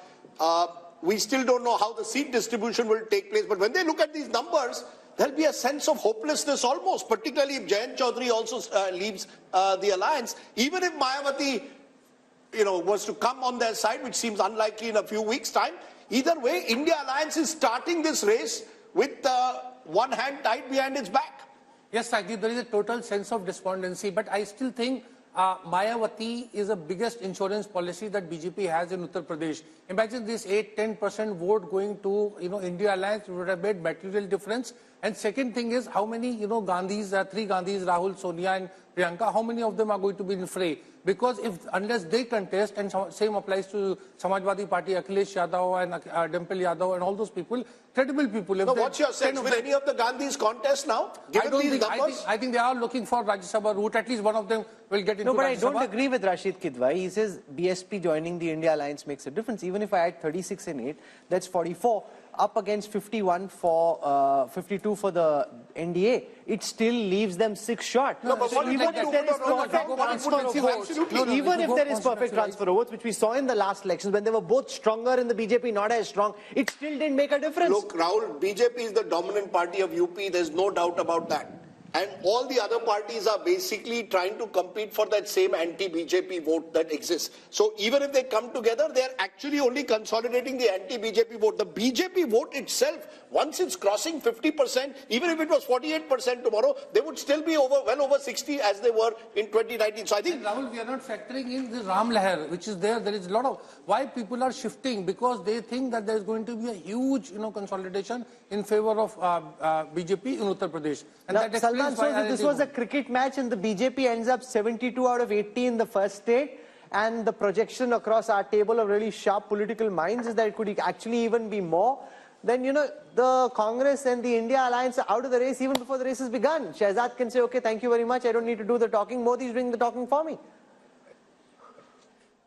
Rahul, no game is over till it is totally over. So I know this is a very disappointing save for the India alliance, but I must say that despite all the advantages that the Prime Minister and Amit Shah and BJP have built up over these 10 years or so, they're still pretty much at 50%. The opposition has not been able to come together as we need to defeat this power so far. But the election is not over. The election is going to be contested in UP and all over the place. And by the way, I know you people said something about the performance. This is a performance election. If this is a performance election, I want to ask you. I want to ask the people of UP, for example, that until 2014, UP's economy was larger than Tamil Nadu's economy. Now, 10 years later, and most of that is under, all of it is under Prime Minister Modi, and most of it is under Chief Minister Yogi Adityanath. Why is the UP economy now smaller than the Tamil Nadu economy? What has changed? Now, at the national level, we are doing a T20 style analysis, so we want 1 point at a time. You made your point. Let Shehzad Poonawala now respond. Shehzad, the fact is that UP is seen now as a dominant party state. Do you give credit to the Modi factor, the Upyogi factor, a combination of both? The fact that the double engine there seems to be really working at the moment. Rajdeep, I give credit to 3 factors, and let me complete my answer. 1 is Ram Lala, 2 is Geeta, and 3 is PD. And let me complete. Ram Lala means Rashtriya Suraksha, Mahila, Labharti, Leadership, and Arthvyavastha. Geeta means growth, information, innovation, infrastructure, technology, and Atmanirbhar Bharat. And PDA means performance, delivery, and aspiration. Today, Rajdeep, Modi ji and Yogi ji have converted the vocabulary of people like you from anti-incumbency to pro-incumbency, where even the most critical cynics like Yogendra Yadav and Rajdeep Sardesai in the Democratic newsroom also have to say that BJP ko सबसे ज्यादा number मिलेंगे ही. This kind of conversion happens when time after time the people see the leadership and the performance of the party on the ground and overall, because we have a mission and a vision. We are not people of commission, corruption, ambition and family profession, and therefore I give credit to Ram Lala, Geeta and PDA.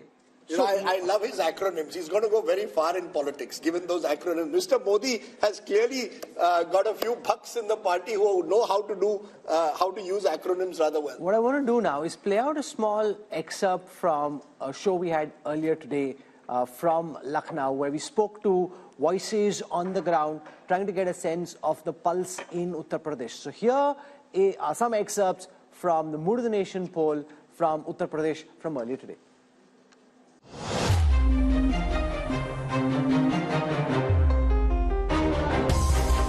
Joining you you from the city of Lucknow, and once again, if political cliches could hold true, nothing. विपक्ष की जल गई है एकता की रस्सी, इसलिए Bhajpa UP में जीतेगी 80 में 80। मुझे लगता है यहाँ पर बैठ के लच्छेदार बातें करना और थोड़ी बहुत शेरो शायरी कर लेना एक चीज है। आप धरातल पर आके असलियत देख लीजिए। हम पूरे विश्वास के साथ कह रहे हैं कि कांग्रेस पार्टी का उत्तर प्रदेश में खाता नहीं खुलने देंगे। युवा चाहता है रोजगार, और रोजगार के नाम पर आप कहते हैं पकौड़े तल लो। केवल भारतीय जनता पार्टी है जो बढ़ती हुई दिखाई दे रही है, बाकी सारे राजनीतिक दल आपको गिरते हुए दिखाई दे रहे हैं। आप सबके अकाउंट में 15 लाख आ गए, 2 करोड़ बेरोजगार मिल गया, नहीं मिला। और जब अलायंस करना था ना, तब राहुल जी के प्रोजेक्शन के लिए उनकी एक यात्रा प्लान कर दी गई, और जहाँ जहाँ चरण पड़े राहुल के ताता बंटाधार हुआ। जैसे जैसे यात्रा प्रारंभ हुई, एक एक करके अलायंस लगातार छूटते जा रहे हैं। Shouldn't the India Alliance actually look at bringing in Mayawati, because the 8% vote share could also, she might not win a single seat. As far as Behan Mayawati is concerned, I think it's really up to her what she would want to do. 370 हम कह रहे हैं क्योंकि 370 हमने हटाई है। I want to come now to the state of Punjab, and just keep in mind that the numbers that you're about to see assume that the Aam Aadmi Party and the Congress will find a way of fighting together. But this is a state where AAP and Congress are 1 and 2, and whenever two parties are 1 and 2, they typically find it very difficult to be able to distribute seats amongst themselves. Between 2 and 3, it's much easier than it is between parties that are 1 and 2. But since that's the way it is seeming on the surface, that's the calculation that we're about to show you. So here are the numbers for Punjab. I'm going to start by taking a look at the vote share numbers first. The BJP had 10% vote share in the previous Lok Sabha elections. That's now projected to go up to 17. That's 7% up.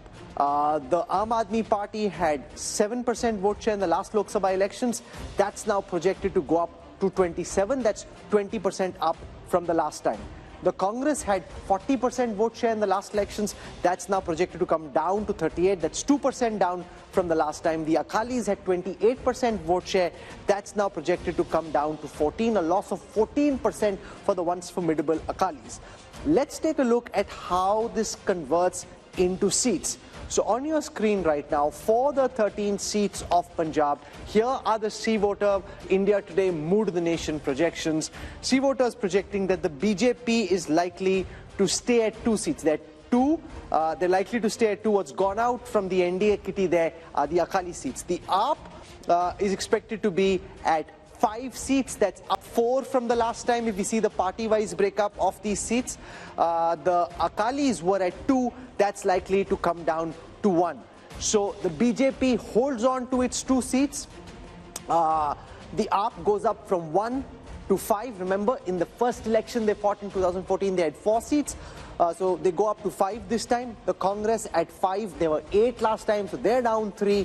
And the Akalis are at 1, down 2. Now what could change potentially, Yashwant, is if at the last moment the Akalis and the BJP are able to tie, because behind the scenes there's a lot happening. It's not firm, finalized, both sides haven't decided. The Akalis we know are keen, the BJP is 50-50, wishy-washy, but that can change anytime. And if that changes, how does that potentially change these numbers? Of course, I mean that would be having some impact for sure, because I guess that between the Akalis and the BJP, even though there has been quite a lot of bad blood in the recent years, as far as the core voting is concerned, they are pretty much supplementary in nature.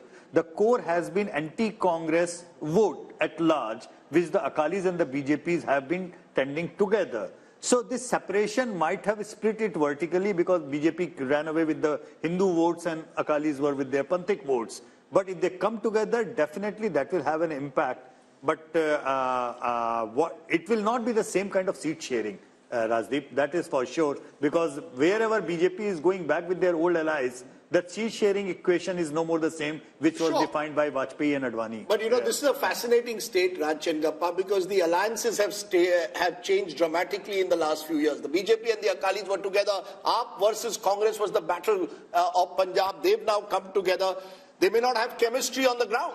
Do you really believe that this AAP-Congress alliance will work in the end and actually see the arithmetic benefits that this poll is suggesting? Or do you believe in the end it'll be very difficult for AAP and Congress to actually fight Punjab together, which may be another twist to these numbers? It's my favorite state since I was there as editor-in-chief of the Tribune. But I think here, let's take Sanjay's argument of brand Modi and a referendum of that. How much of that is going to play out in Punjab? It never happened when Rajiv Gandhi, it was a very troubled state, of course, at that particular time. So the Congress never benefited at that time because of the wave that happened.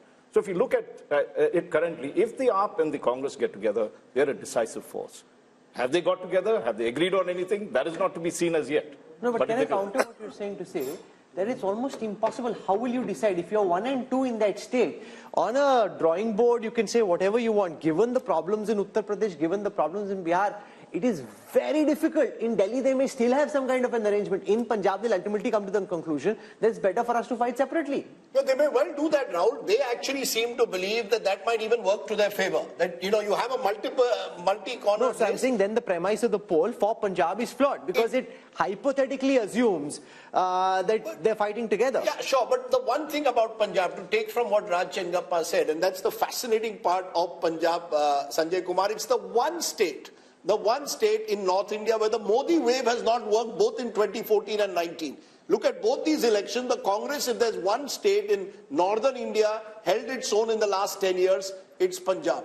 You think the politics of Punjab, therefore, is very distinct and different from the rest of the country in a way? Two factors.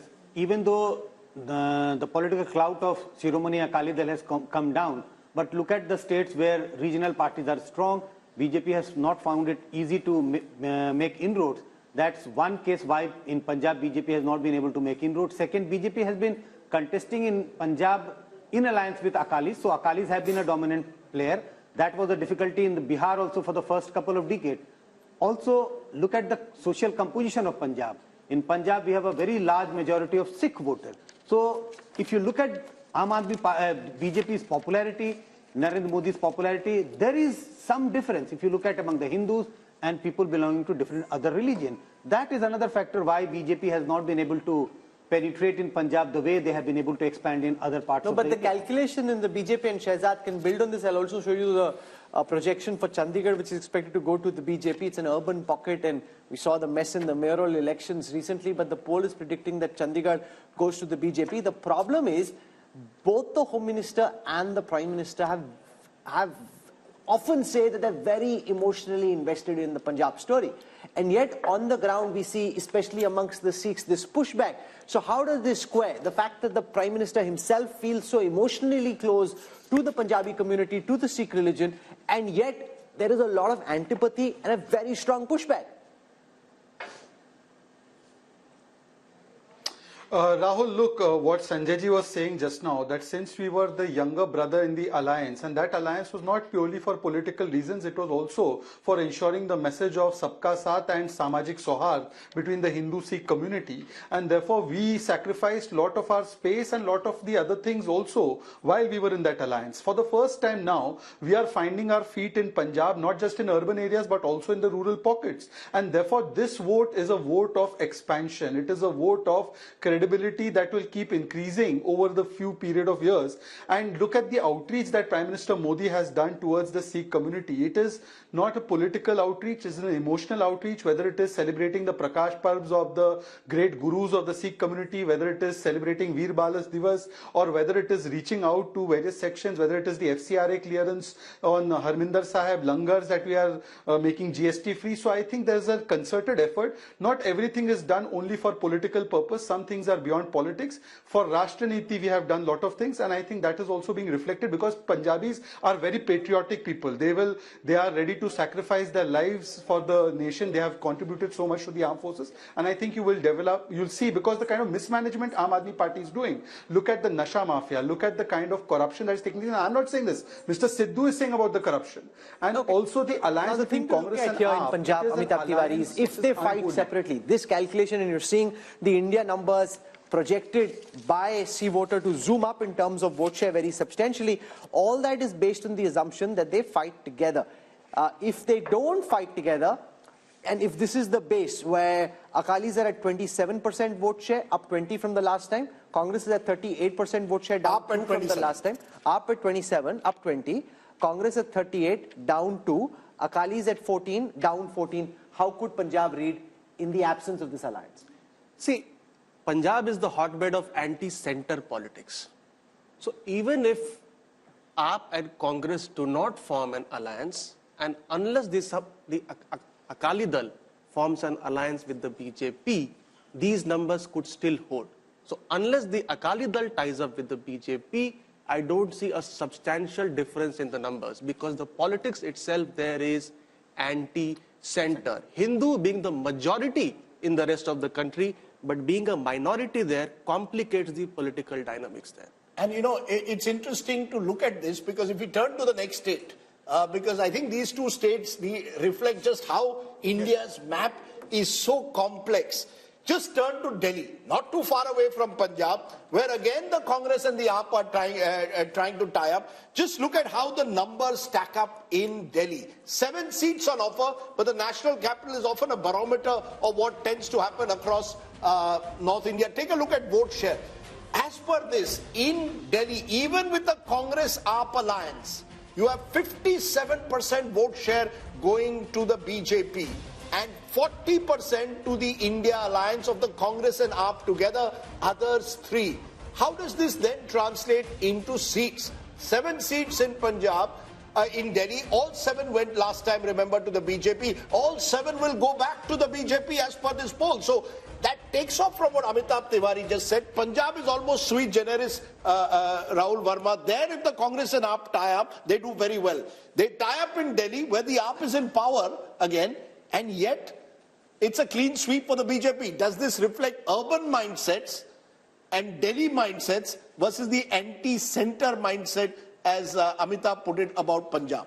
Yes, a little bit, Rajdeep. That Punjab, the demographic composition is different. It has always had an uneasy relationship with the center, even when Congress party was in power in 1970s and 80s. But you have to also understand that this alliance in both Delhi and Punjab is not easy.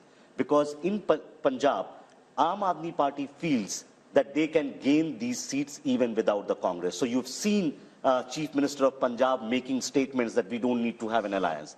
And in Delhi, even if they come together, they will not be able to make any dent. No, but why not? Why, you know, the reason is that Congress explain why the Aam Aadmi Party in 2 consecutive elections has swept Delhi, but the BJP has swept Delhi in Lok Sabha. So BJP continues to hold 40% vote share in Delhi, no matter which election is happening. Congress gets 25% when Lok Sabha happens, but when Vidhan Sabha happens or MCD happens, Congress comes down below 10%. So that entire Congress vote, which is in Lok Sabha with them, actually shifts with the BJP. So AAP continues to be around 45 to 50% in assembly elections. But in Vidhan Sabha, BJP gains. No, but my view is it's the Modi factor. You know, what seems to be is that the Lok Sabha elections, you look at Narendra Modi. When you're fighting a state election, you look at Arvind Kejriwal. That's happened 2 elections in a row. And it seems, as per your numbers, it's going to happen again. It's a split vote, Rajdeep, and it's happening across India, across all the states, honestly speaking. Each and every state, if you look into the vote share of the last assembly and the last Lok Sabha in together, you will see somewhere between 10 to 25% of jump in favor of the BJP whenever the Lok Sabha elections are there. However, in case of Punjab, I must mention this because it's an important and critical point to add. In the last 10 years, in our daily tracker, there are only 3 states where Rahul Gandhi as an individual leader has scored over in popularity over Narendra Modi. 3 states all across India. One is Punjab, one is Tamil Nadu, and one is Kerala. And they have been like that. But one critical thing is, 10 years back, the gap between Rahul Gandhi and Narendra Modi was so huge in all these 3 states that it was a one-way traffic of sort. But over the 10 years, this gap is reducing and reducing and reducing, and it used to be in double digits. Right now, it is in single digits. But you know, the split vote, I think, Rahul, is going to become more and more important. Voters seeing Lok Sabha very different to Vidhan Sabha. And Salman shows that's your big problem in a way. In Delhi itself, in the heart of the national capital, even if you tie up with AAP, it's the BJP that sweeps the election. That suggests to me that that voter is giving a huge bump to the BJP the moment it's a Lok Sabha election and Mr. Modi is on the ticket. No, I look at it a little differently. What I'm seeing is, if this data is correct, and I have no way of knowing whether this is or this is not, we'll find out during the elections. But the Congress vote share is coming up in Delhi because people see, many people remember the governance that Congress has delivered to this country. And that is why I think you see the vote share coming up at the time when it comes to national level politics. Why that doesn't happen at the state level elections? I don't know what you're saying, Salman Bhai. From 23, it's gone up to 25. That's up 2 up. From 18 is down to 15. That's down 3. BJP was at 57. It's at 57. So you're clutching at straws, really. Rahul, I was talking about the comparison with assembly elections. Somebody said that, during assembly elections, the vote share goes down, and during parliamentary elections, it has come up. So clearly, people do remember that the UP at times are very good, and why should they not? I mean, the per capita income of this country... No, 1 minute, sir. You're still 32% behind the BJP. Rashid Kanwal, this is the problem the Congress is facing. When it comes to a Lok Sabha election, Mr. Modi is on the ticket. It appears that the Congress is not preferred to the BJP. We've seen that. Direct BJP-Congress fights, the Congress loses out. Now, even in an alliance with AAP, they may lose out in Delhi. Yeah, but Rajdeep, Delhi's story is very simple. It is due to Muslim vote that swings. In assembly election, Muslim vote tends to favor Arvind Kejriwal's party, and in Lok Sabha election, it favors the Congress. So that is why there is a kind of mismatch. And when we talk about vote share, we must look at the each and every constituency profile, and that's where it matters. So even if some parties maybe 40% plus, another party is 57%, in 7 Lok Sabha seats, the results may be slightly different. So vote share. So you make an important point. In a seat like, say, Chandni Chowk or in East Delhi, absolutely, where the minorities are in big numbers, Rashid Kanwal's argument is, and that's where we can go across Sanjay Kumar, that as far as the state is concerned, it may still be 57 versus 25 and 13, but in that concentrated pocket, it may help this alliance, if it comes together, put a tighter fight in 2 seats, at least East Delhi and Chandni Chowk. This is a possibility, Rahul. I don't rule out this possibility. But if we are looking at on one side 57 and on the other side it is, say, in the 40s, 42, 45, 46, this is huge gap, makes it impossible that there are chances of close contest or a reversal in a couple of constituencies. The real story is the BJP, which gets about 38 to 40% in Vidhan Sabha, goes up to 57 in Lok Sabha. So Vidhan Sabha ki baat hi nahi kar rahe. No, that's the story. No, but that's the story. Modi, that's the story for Vidhan Sabha election, not for a Lok Sabha election. Sir, the point is the Modi factor, Rahul, is giving the BJP an 18 to 20% jump.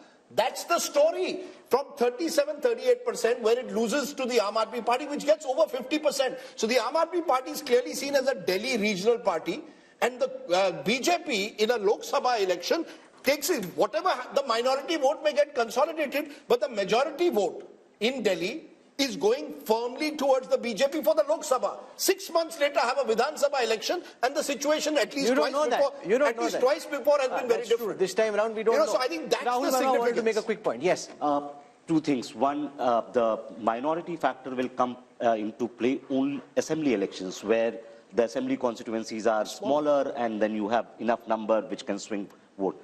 Even in Chandni Chowk, you don't have 50% Muslim population, which can suddenly turn the seat. And besides, after delimitation in 2008, the entire composition of these seats have changed. Actually, in Delhi, there is not even a single Lok Sabha seat now which can say that, okay, minority votes are the decisive vote here. Yeah. Earlier, the Chandni Chowk, before till 2009 elections probably, that was the probability, but after 2008, delimitation. No, but in Delhi, if AAP and Congress are on the same ticket, it does make things more exciting. It does. It does, certainly. Absolutely. It makes sense. Still be 7. But having said that, it's also the fact, Rajdeep, Sheila Dikshit ji was very clear, very clear, that if Congress has to revive, they have to make sure they do not go with Aam Aadmi Party. That's how. Hakan is also clear. She has been very clear. So I really think, Rahul, the story which we must stress is this Modi factor.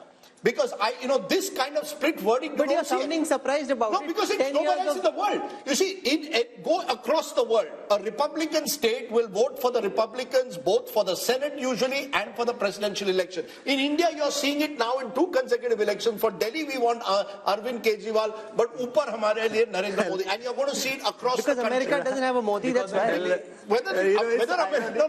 think it's as simplified as that. I think the Indian voter has very consciously decided who I want for chief minister and who I want for prime minister. And I think it is fascinating because I don't think, as I said, I don't know any other country in the world where it happens. No, we make too much out of this, and this is my personal opinion.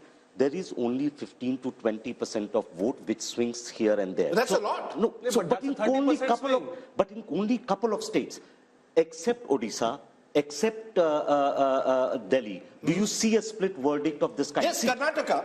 You see Karnataka in election after election, you vote for one party in the Vidhan Sabha, you vote for another party in Lok Sabha. I'm willing to have a small wager that there'll be another half a dozen states where this will happen. Can you bet like now, after Congress winning Karnataka in 2023, Congress is going to do same way as it done in 2019? But I met a Maharashtra leader yesterday. He said, we have put all our eggs, a Maharashtra Congress leader, we have put all our eggs in Vidhan Sabha. I said, what about Lok Sabha? He said, Lok Sabha madhe Modi aahe. Please understand. That's how they are seeing it. You're the reality on the ground. 2019. Madhya Pradesh, Rajasthan, Chhattisgarh. Let's come to Madhya Pradesh and Rajasthan because this is a fascinating political adda, and if we go on, we can be here all evening. So I want to come now to Madhya Pradesh and take you through the numbers. We need to just step on the pedal a bit so we can go, otherwise we'll be here all evening. So in Madhya Pradesh, the BJP had 28 seats. Apart from Chhindwara, they won 28 out of 29 seats. This time, they're expected to come down to 27. The India Alliance had 1, expected to go up to 2. This is as far as votes are concerned. 58% last time for the BJP, same this time. And the Congress's vote share, 35 last time, expected to be 38 this time. So basically, you're predicting that one other seat could possibly go away from the BJP and one extra seat could get added to the Congress. I want to quickly go across to Rajasthan as well. From Madhya Pradesh, we'll take vote share first. The NDA had 61% vote share, the BJP had 61% vote share, this time 59. The Congress had 34, this time 35. Let's quickly see how that converts into seats. No surprises here. If that's how big your lead is, 59 plays 35 in a bipolar election, it's a clean sweep. So they're holding on. Yashwant Deshmukh, 2 areas where they shouldn't lose. You know, all these complicated, really detailed, finesse, nuance graphics that we have on the election intelligence dashboard, they're not going to be of any use. If this is how one way the traffic is, then what's the point of all the finessing? Well, you know, I was just trying to give what Rajdeep was saying. I will just give a term to it. I call it Modi dividend. There is a clear cut, on an average, 15 points Modi dividend as far as the Lok Sabha election is concerned. And the split vote, ironically, you know, I coined that term in 2004 while explaining why Vajpayee's popularity did not translate into votes for the NDA in 2004, because there was a lack of a split vote. And since then, we have seen slowly and steady, the number has been increasing. While Rahul is correct that, you know, in many of the states, it is not very clear cut in that way, because in many states where BJP has been absent, their split vote also to take them across a threshold of 30% wouldn't come. Like, say, for example, Kerala. Kerala Vidhan Sabha election, BJP goes into single digits. In Lok Sabha election, they almost touch 20%. But can I just make a point, and Raj, I want you to come in on this. When BJP swept states like Rajasthan and Madhya Pradesh in 2019, we called it the Balakot bump. That post-Balakot, Mr. Modi had taken over the entire space. Now, even without Balakot, the fact is in both these states, the BJP is holding its own, sweeping Rajasthan as per this poll. 27 out of 29 in Madhya Pradesh. In Rajasthan, there was a close contest just a month ago. And yet now, Lok Sabha, it appears it's the BJP all the way. What explains it? So we can even throw Balakot probably out of the equation. Just say there is the Moditwa factor. You know, if you look at it, and if you ask somebody, even in Delhi or in Madhya Pradesh, who would you really want in the center? I mean, that's the question. And that answer is a very logical answer that voters would give. I would gather in Madhya Pradesh as well, who is the Congress projecting for them to vote for? Even as Prime Minister? As Prime Minister. Whereas you have Modi, and he has performed well. The state has rewarded him well. And I think here, if you look at it, just to make a larger point, there has to be a saffron wash, what I call a saffron wash, in about 6-7 states for the BJP to get to its 303 or 370. Madhya Pradesh is one of those states. It lost 1 seat last time. And there's a whole cluster of states where their vote percentage is 50% or more. I think, let's take the seats, 223 seats or so. where their margin is so big, over 5 lakhs or something, that they will win. Madhya Pradesh is one of those states that's there. So there are 2 points I'd like to make. One is what you were saying earlier, that the Modi factor will work very, very strongly to dispel any state kind of resistance that is building or any Congress support that could move towards Rahul or anything that's there. And 2, these are the kind of states where when we have 50%, the opposition has no chance. Sure, but Amitabh Tiwari, this comes back to the point which many people have been making, that the real battle for the opposition was to try and take on the BJP, where there's a direct BJP-Congress fight. 186 seats last time where there was a fight, the Congress won just 12. If these numbers are to be replicated, it once again shows where the Congress is the main opposition, i.e. Madhya Pradesh, Rajasthan. The BJP is the front runner, and you're seeing the Prime Minister in all his recent speeches not focusing on regional parties, targeting the Congress, the Kamzor Kadi, as the BJP sees it. Yes, so one of the main reasons why BJP is against sweeping both these states is because it is facing Congress as the opposition, number one.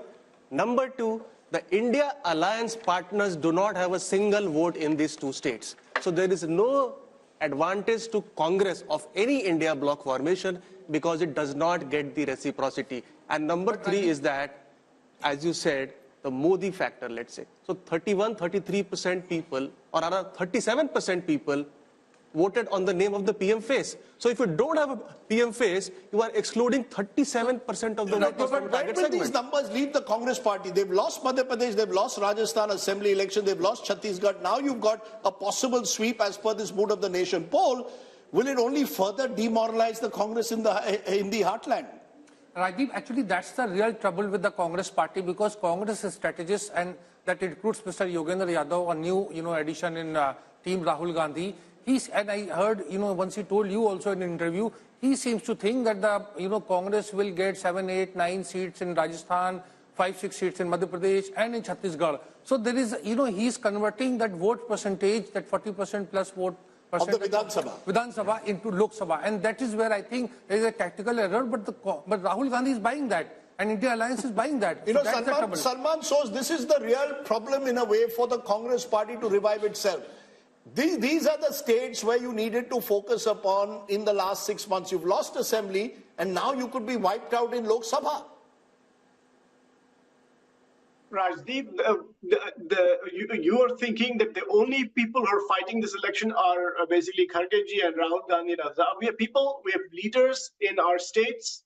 They're fighting elections. They're getting ready. So what will become evident later on is,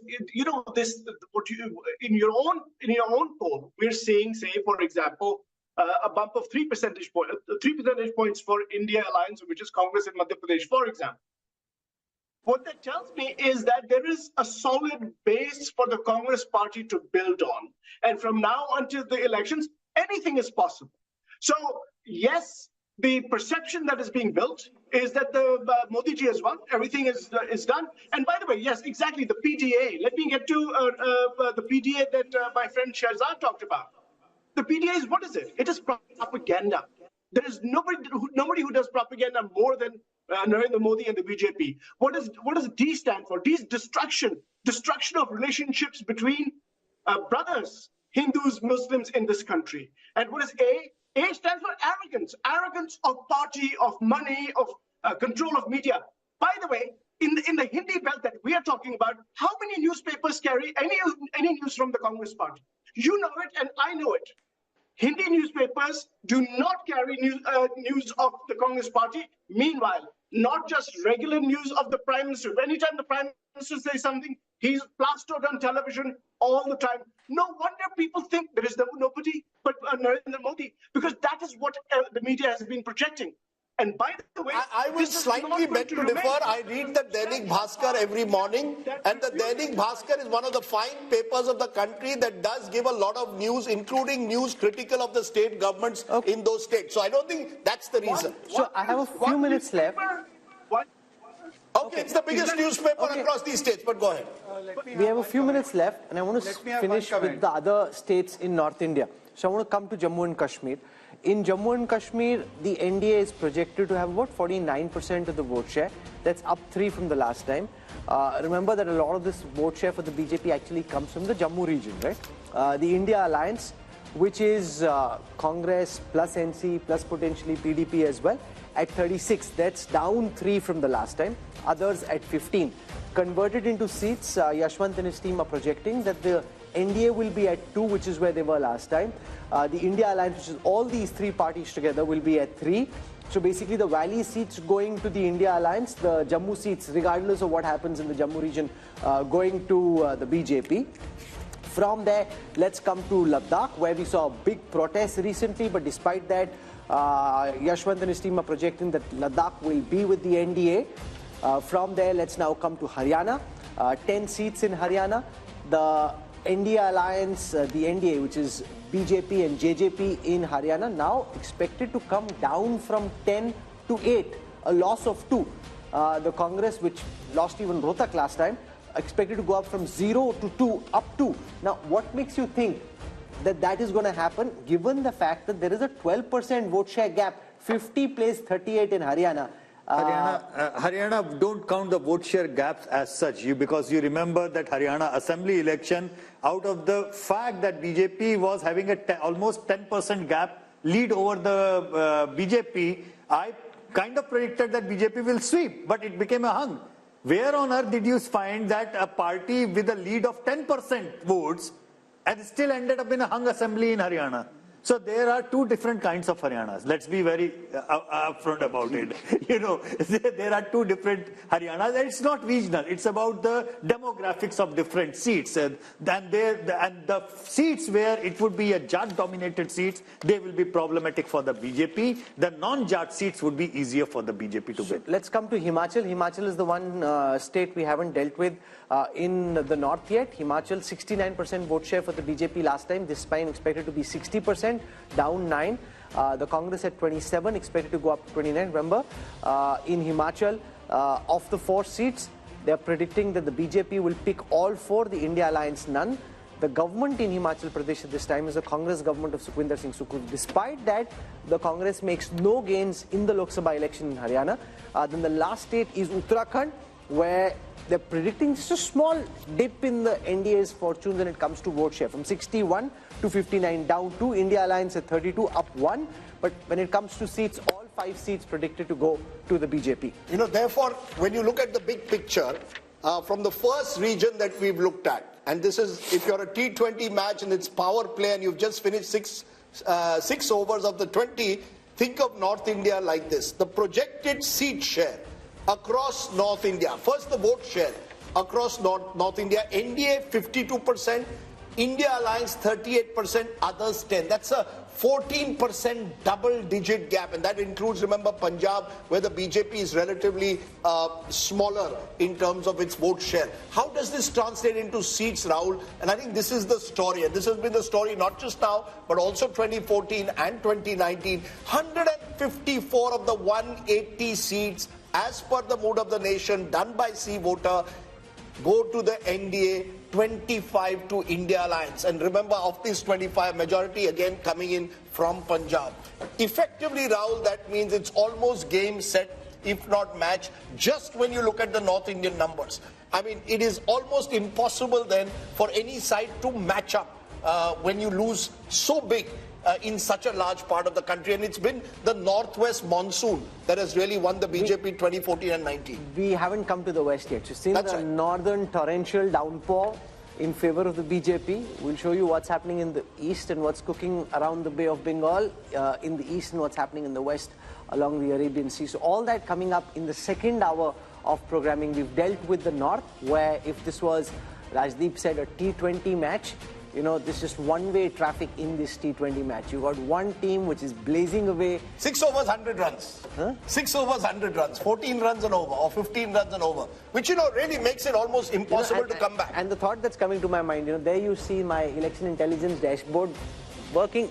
So many great ideas, so many different data sets which we are cutting and dissecting and diving. I'm wondering what's the point. If it's all pointing in the same direction, then there's going to be a lot of effort which won't really yield too much results. But anyway, unlike the opposition, we need to fight on. We need to bring all those data sets together for you.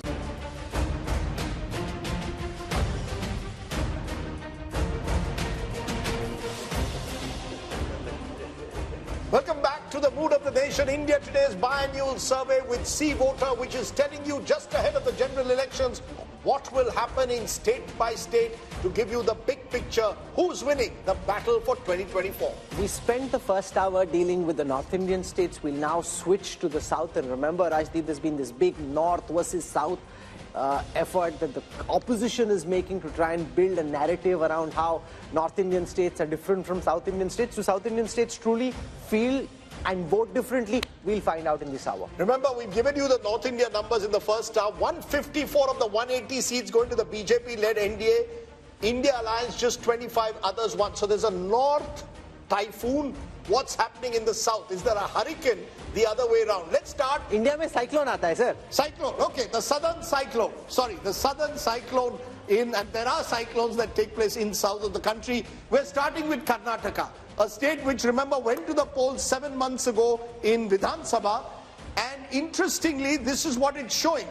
In terms of vote share, the NDA is way ahead of the India Alliance. Remember, there's a Congress government in Karnataka. 53% at the moment to the NDA, 42% to the India Alliance, others 5%. This is identical in vote share compared to 2019. How is this translating into seats? Remember, 28 seats in Karnataka, 25 were won by the BJP last time. And we are saying the BJP is down just 1.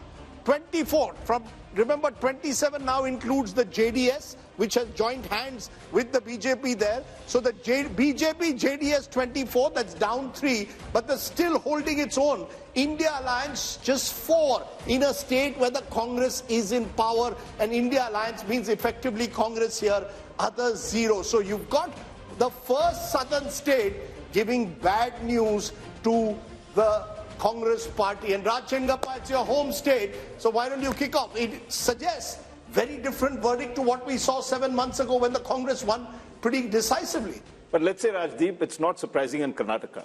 It's if history. you recall, it started from Karnataka when Rajiv Gandhi swept Karnataka, winning about 26 out of 28 seats in 1984. Within 3 months, Ramakrishna Hegde was elected as Chief Minister. We're going to see the reverse polarization happening in this case, where for Karnataka they felt that the Congress was good, it was needed because the BJP government was not effective, and therefore the voters likely to tilt towards giving Modi the mandate, because he did campaign extensively there. He did push, if you remember the final phase, a certain percentage up over there. So Karnataka, and the other thing BJP has smartly done is tied up with the JDS. So the Vokliga vote, which would have made a decisive difference in Old Mysore and others, is getting split across these two. And secondly, if you look the way they have mended fences with the Lingayats, bringing Vijayendra, who's the son of Yedurappa, into the picture, the BJP has tried to cover its flanks. But let us see. I mean, Shiv Kumar is a wily contender.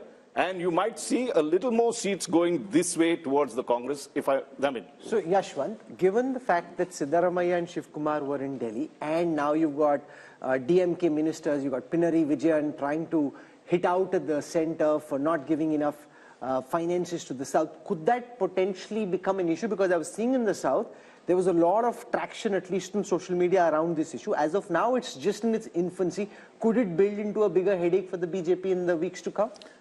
Possible, because you see, without the JDS, BJP was in deep trouble. And they were pragmatic enough to take that much of arithmetic along. 6 months back, the same MOTM was showing BJP was in disarray because 10% approximately JDS votes of Vokaligas going along that. Now, that's largely in Old Mysore. Largely in Old Mysore. But the thing is that it's not just like, it might be decisive in Old Mysore, but there are pockets in across Karnataka, particularly in North Karnataka, where even 5 to 6% of Vokaliga votes shifting the BJP way will do the magic. However, the point which you are making is a North versus South divide, and the campaign that we are now watching in social media, that is an uncharted territory. Because I don't think any election whatsoever in the last 75 years, that play has been there. Barring the Tamil Nadu politics, outside that, the North-South divide was never played like that. So that's important. It's very important. And this issue is still just about germinating. It's just germinating. Amitabh Tiwari, is there seamless transfer of votes from the Janata Dal secular to the BJP, or do you think it might seem like that, but on the ground, it's not so easy to transfer? See, JDS vote is largely anti-Congress vote. See, the regional parties have been born out of anti-Congressism. And if you see the gap between India bloc and the NDA bloc, it's 11%, and out of which 9% is largely JDS. So JDS has pockets of influence in not only the old Mysuru, but even the Bangalore region. There, the implementation of schemes has been very good. And Congress is trying to project the Karnataka model as their model. But historically, BJP has been strong in Karnataka. From 1919 to 2019, they have won all the elections barring 1999. And surprisingly, BJP today, even in 2019, is the single largest party in South of India. Because South of India, there are regional parties who dominate and not the Congress party. Sure, and that's also primarily because they won 25 seats in Karnataka last time. So Rahul Verma, let's come back to our debate that we had when we discussed Delhi. That the same voter who 7 months ago voted for Congress, possibly Siddaramaiah as CM, apparently 7 months later wants Modi as PM.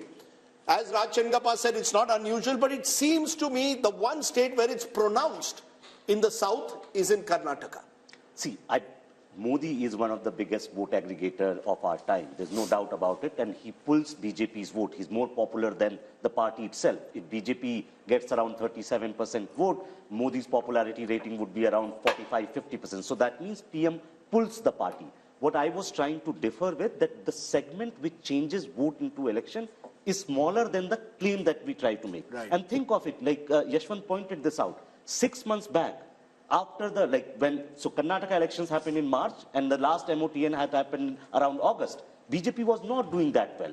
See, what BJP is doing in every state where they were having trouble is making efforts, right? In Karnataka, they tried to get JDS. They made a pact with Lingayat. On the other hand, and again, in Karnataka, what Amitabh had said in the beginning, the challenger is Congress. Congress seems not to be doing enough efforts in places where it's strong and credible. No, but also imagine, Sanjay Kumar, despite being the mighty force that they are at the moment, the BJP is willing to tactically cede ground everywhere. Yeah.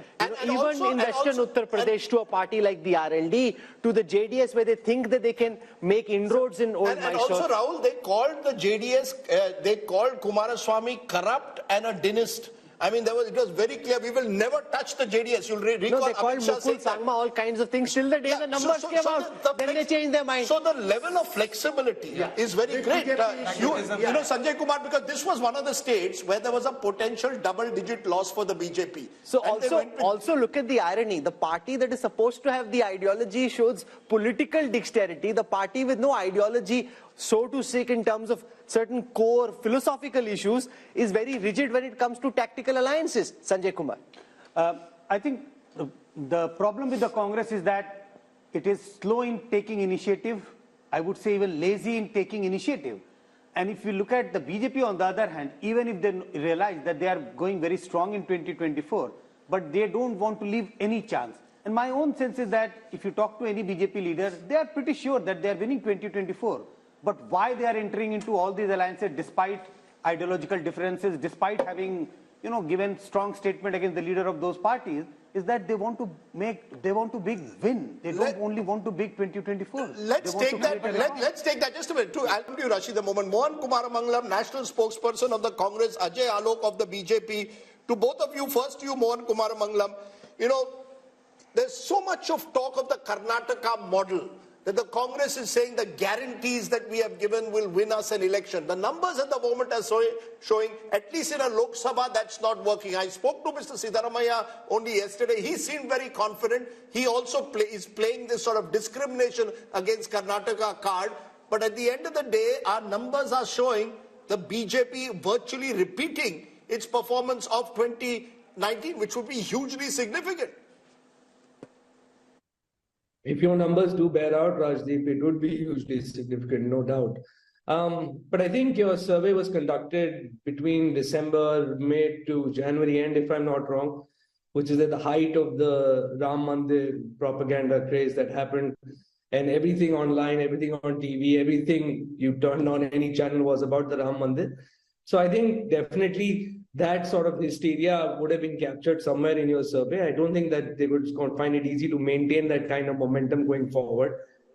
The other thing is the arithmetic of JDS plus BJP might look right, but I don't think the chemistry works at all. Just for example, Kumarasamy was in a rally with the BJP and was wearing a saffron shawl, I think, and the senior patriarch Devagowda came out and said that it would have been better had he been wearing JDS colors.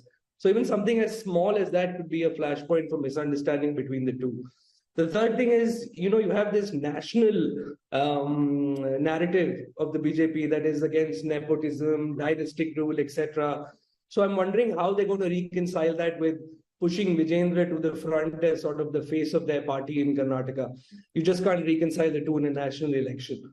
And like I said, alliances, whether that be with the JDS or with someone else, they don't really. Vote transference is going to be one of the major issues to watch out for in there. Ajay Alok, on Karnataka, the transferability of votes from the Janata Dal secular to the BJP and vice versa, the Congress would hope that that might not be easy. We saw in the last elections, but also the JDS's vote is typically an anti-Congress vote. It didn't happen when the Congress and the JDS were together. That's the concern. Will there be transferability of votes, or do you think, especially in Old Mysore, the BJP is now seeping the idea that it's okay to vote for the Kamal, and that helps the BJP in a 15-20 year horizon as well, build in the one region where they are weak in Karnataka? See, one thing they're conveniently forgetting, that Congress snatched almost 6 to 7% of JDS votes in the last Vidhan Sabha election, but they were not able to snatch our votes. Our votes percentage was quite the same, 36.2, what we got and what we got in the last assembly election. And JDS vote bank significantly reduced from 19-20% to 13%, and this was majority or majority vote completely. It was minority vote which shifted to the Congress. Now there is a feeling of angst and there is a feeling of appeasement everywhere in Karnataka, and how the Karnataka government is performing since they have formed the government. So there is a natural chemistry and a bonhomie between JDS and the BJP, and BJP and JDS combined together, we are crossing 50% mark very easily. Sir, with due regard, and with the dynamism and with the momentum of the election going on. Sir, with due regard, when you say natural chemistry, 7 months ago you were name calling each other. I mean, you were calling him a dynast, you were saying their family is corrupt, the Gowda family is corrupt. This was, all your top leaders were going to Karnataka and saying this. So, is it that you've decided, Chunav ke liye kuch bhi, forget the past, we have to win 2024? See, Chunav ke liye kuch bhi nahi. We are a political party and we have to look at the situation at the ground. And of course, when we are not with JDS, why we shouldn't highlight their problem and what their corruption issue was. The Congress will also do the same. Now since they are with us, we have to look at the ground reality of what kind of appeasement politics is being followed in Karnataka.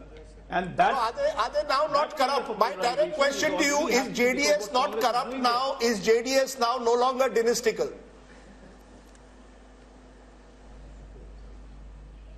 Well, it is dynastical. As far as corruption the matter goes, it's all in the court. If they are convicted, they are corrupt.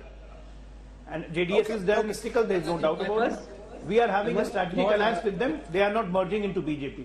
Yes, Rashid Kidwai, you wanted to make a point. I think, Rajdeep, if Yashwant Deshmukh's figure come true in Karnataka, this would really reflect mood of the nation. Here is a government which is a proven track record, performing well. The Congress party is there on the ground. It's not a lazy party, at least in Karnataka. And in spite of that, if they lose badly, that will tell you a mood of the nation, a pro-Modi wave. Second thing is, it will also create a huge political upheaval. You remember, there was a lot of rivalry going on between Siddaramaiah, Chief Minister, and DK Shivakumar. And this will, become a big issue. So are you saying the possibility of that government either falling as it did after 2019, or are you saying there could be a change in Chief Minister if these numbers hold? All kind of possibilities are there. If this happens, then I don't see future for Siddaramaiah government there. Okay. From Karnataka, let's come to Telangana. I'm just trying to keep it moving so we're able to give enough time, because otherwise we have very irate viewers in a particular state that this is how important our state is and you didn't give us enough time. So let's just try and keep it moving. Let's come to Telangana. We look at the vote share numbers for Telangana first and then the seat share numbers. So in Telangana, the BJP thinks they will be able to gain ground. They had 4 seats the last time. So when we look at the seat share for the BJP in Telangana, our poll is predicting 21%, just marginally up, 1% up from the last time.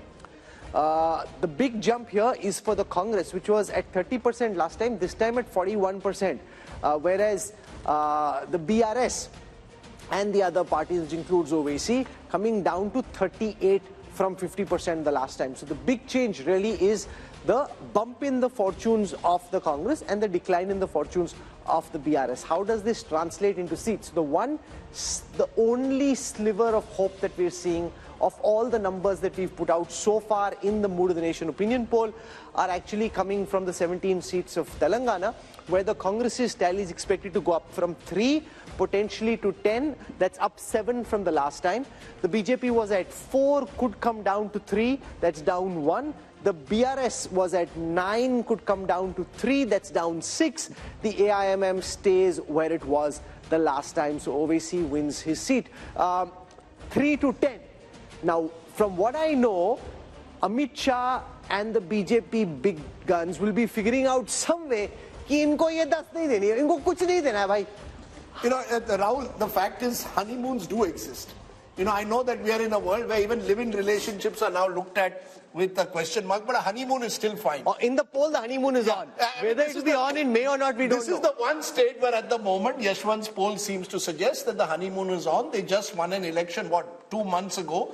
And therefore, there isn't even enough time for any anti-incumbency as of now to build. That's the sense I get, Yashwant. Am I right? Because in the contrast with Karnataka here seems clear, where the Congress is still very much the new party that has just toppled a 10-year-old government. I think Congress is reaping benefit of the popularity of Revanth Reddy. I think what is happening here is that in absence of any national leadership popularity or popular national leadership, Congress has to now look around for the popularity of their local leaders, and this is one state where definitely the popularity of Revanth Reddy is. So why is it working in Telangana but not Karnataka?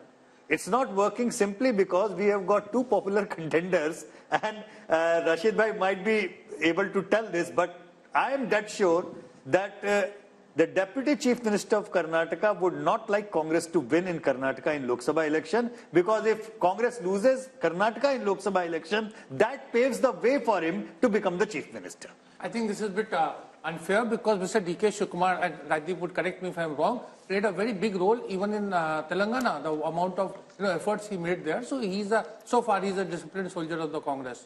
But let's be very clear. It appears one regional party is the one completely getting squeezed out here. Chandrasekhar Rao has virtually gone dormant since that defeat.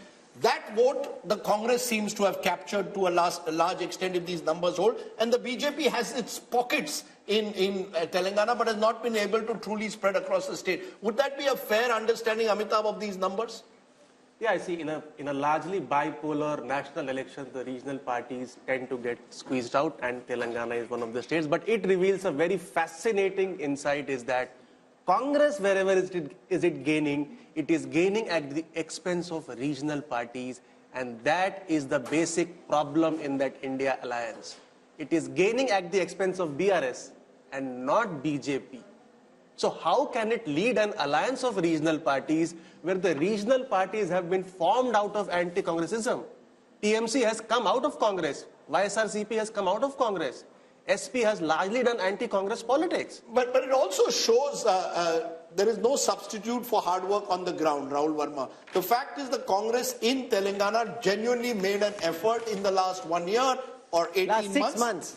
Yeah, I mean 6 after months. The Karnataka but to election. be fair, after Karnataka they got momentum, Rahul. But there was a sense that the Congress in Telangana was slowly, at least, they were there on the ground. They were more visible after Karnataka, no doubt about that, Rahul. But I think, would it be right to say that there is a lesson there? You work hard on the ground, you throw up a leader like Revanth Reddy who's able to connect, and maybe, just maybe, who knows where the future is?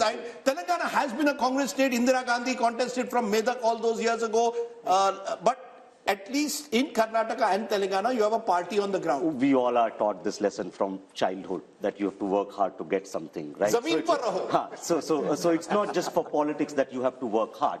Sometimes, see, Congress also, not just because of the hard work in Telangana, but also some of the mistakes that BJP as well as BRS made in Telangana, which gave that kind of edge to Congress in Telangana. And of course, Revanta is now very, very popular. BRS is not picking up from the defeat it faced last time, and that's the advantage they are getting. And BJP has still not been able to figure out what its Telangana strategy is going to be, unlike in other states. So are they going to make efforts as they did in Karnataka or Maharashtra or Bihar in Telangana or not? So that still remains to be seen. That's interesting, Raj Chengappa, because, you know, the BJP has also been caught in Telangana between do we play OBC politics, do we project an OBC leader, what, you know, do we take strident anti-Muslim politics, will that take us forward? Somehow, for all the gains they made in Telangana 5 years ago, they've remained stagnant. One of the few states where they've not, you know, multiplied overnight. I think the BJP is still shell-shocked by what happened. And the way the Congress came in and snatched what they thought was their territory, because KCR was on the decline, and the Congress smartly moved in and got the prize. But I just want to make a larger point, which we did in passing reference. And we talked about, and Rajdeep, you talked about, I think this, is this whole thing that Siddaramaiah and Shivkumar came to Delhi for, and you've seen these full-page advertisements about the South being neglected, not being given the due in terms of its money that was there. I think that is a potent force as it gets along, because it's also tied up with delimitation in some senses. That somehow the South is performing very well.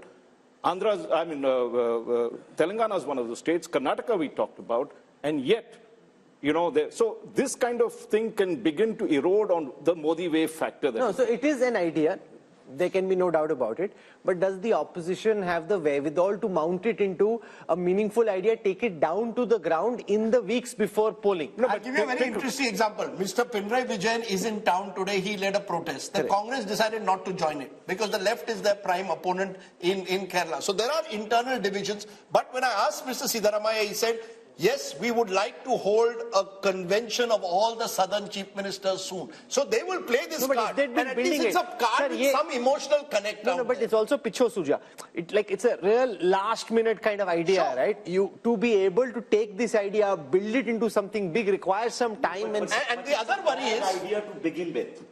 You are only 2 months away from the election. Even if you play it well, South is only 130 or 140. No, but in those states Rahul, it may do well. Rahul, can I just make a point? If in Karnataka they've swallowed the poison chalice and had to drink from that one, it is because they know that if they lose Karnataka, the BJP, the whole Modi wave that begins to shrink, because at 25 seats, it is the one that tilts decisively in terms of if moving from, say, whatever figure that they have now, if they are 303, if it starts dropping like they had last time, they lose a lot. So that is why you will see that they are so concerned. Look at they are willing to compromise, whether it is in Bihar, as we've seen, in any of these places, despite the fact that they seem invincible, the BJP is insecure for whatever reason, and it is showing up in these places. I actually don't think it's insecurity. I actually now am convinced the BJP, as you saw with Mr. Modi talking about 370 and 400, it's like pushing your troops to try and conquer what is seemingly impossible.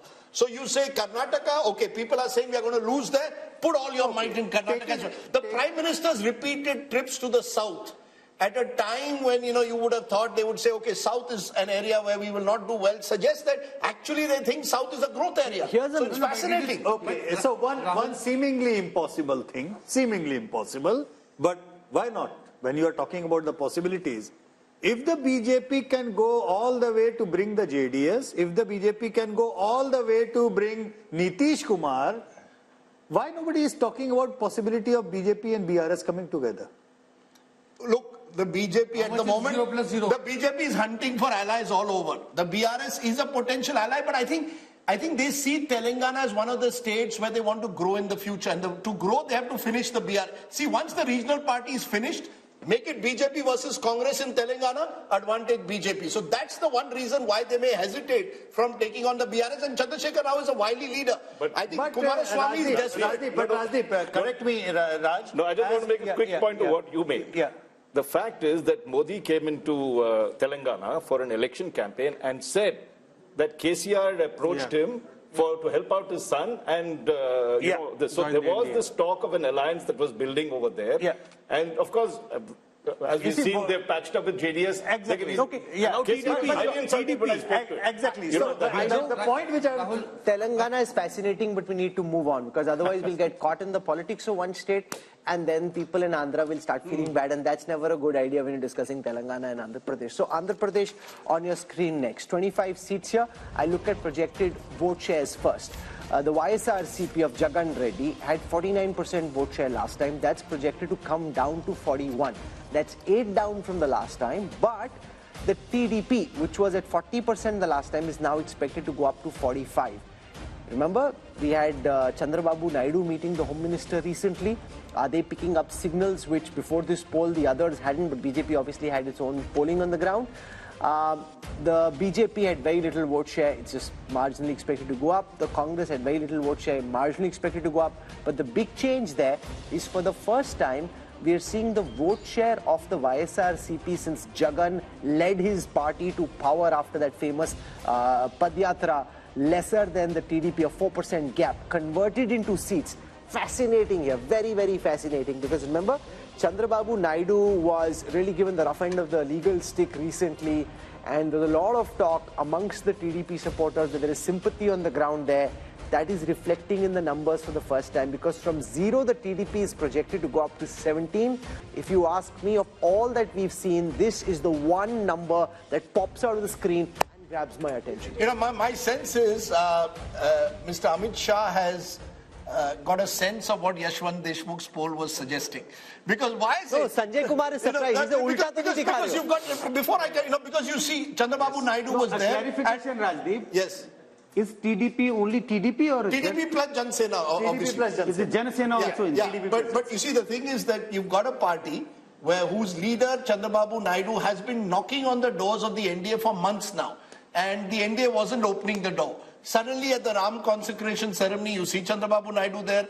Now Chandrababu Naidu's come back to Delhi, and apparently there are two views within the BJP. How far should you go to completely embrace him? But I think the BJP wants to be clear. They want to be with the winning side in Andhra Pradesh. And the Andhra side also wants to be with the BJP, because you need help from the center. So if these numbers are right, one of the alliances we could see in the next couple of weeks is TDP. No, but remember, Jagan is also meeting Amit Shah. So now we don't know. I'm just saying these numbers. The BJP has both the Andhra balls up in the air. They can decide where they want to go. No, the thing is that BJP cannot decide who forms the government in Andhra, because I think the real battle there remains Chandrababu versus Jagan Rahul. But with these numbers, the BJP will be tempted to go along with Yashwant Deshmukh. This is the most fascinating insight of all that we've seen so far. The Telugu Desam, where many people had started writing the obituary of Chandrababu, political obituary of Chandrababu Naidu and his party, pops out. Jagan Reddy, who so far is busy, and I'm sure he'll be watching this, so we should be just slightly mindful of what we say, busy projecting invincibility, is suddenly seeming on shaky ground. And how does this then impact potentially the assembly election, which will also be held at the same time? I think the problem what Jagan Mohan Reddy is facing, not that his own personal popularity has taken a hit.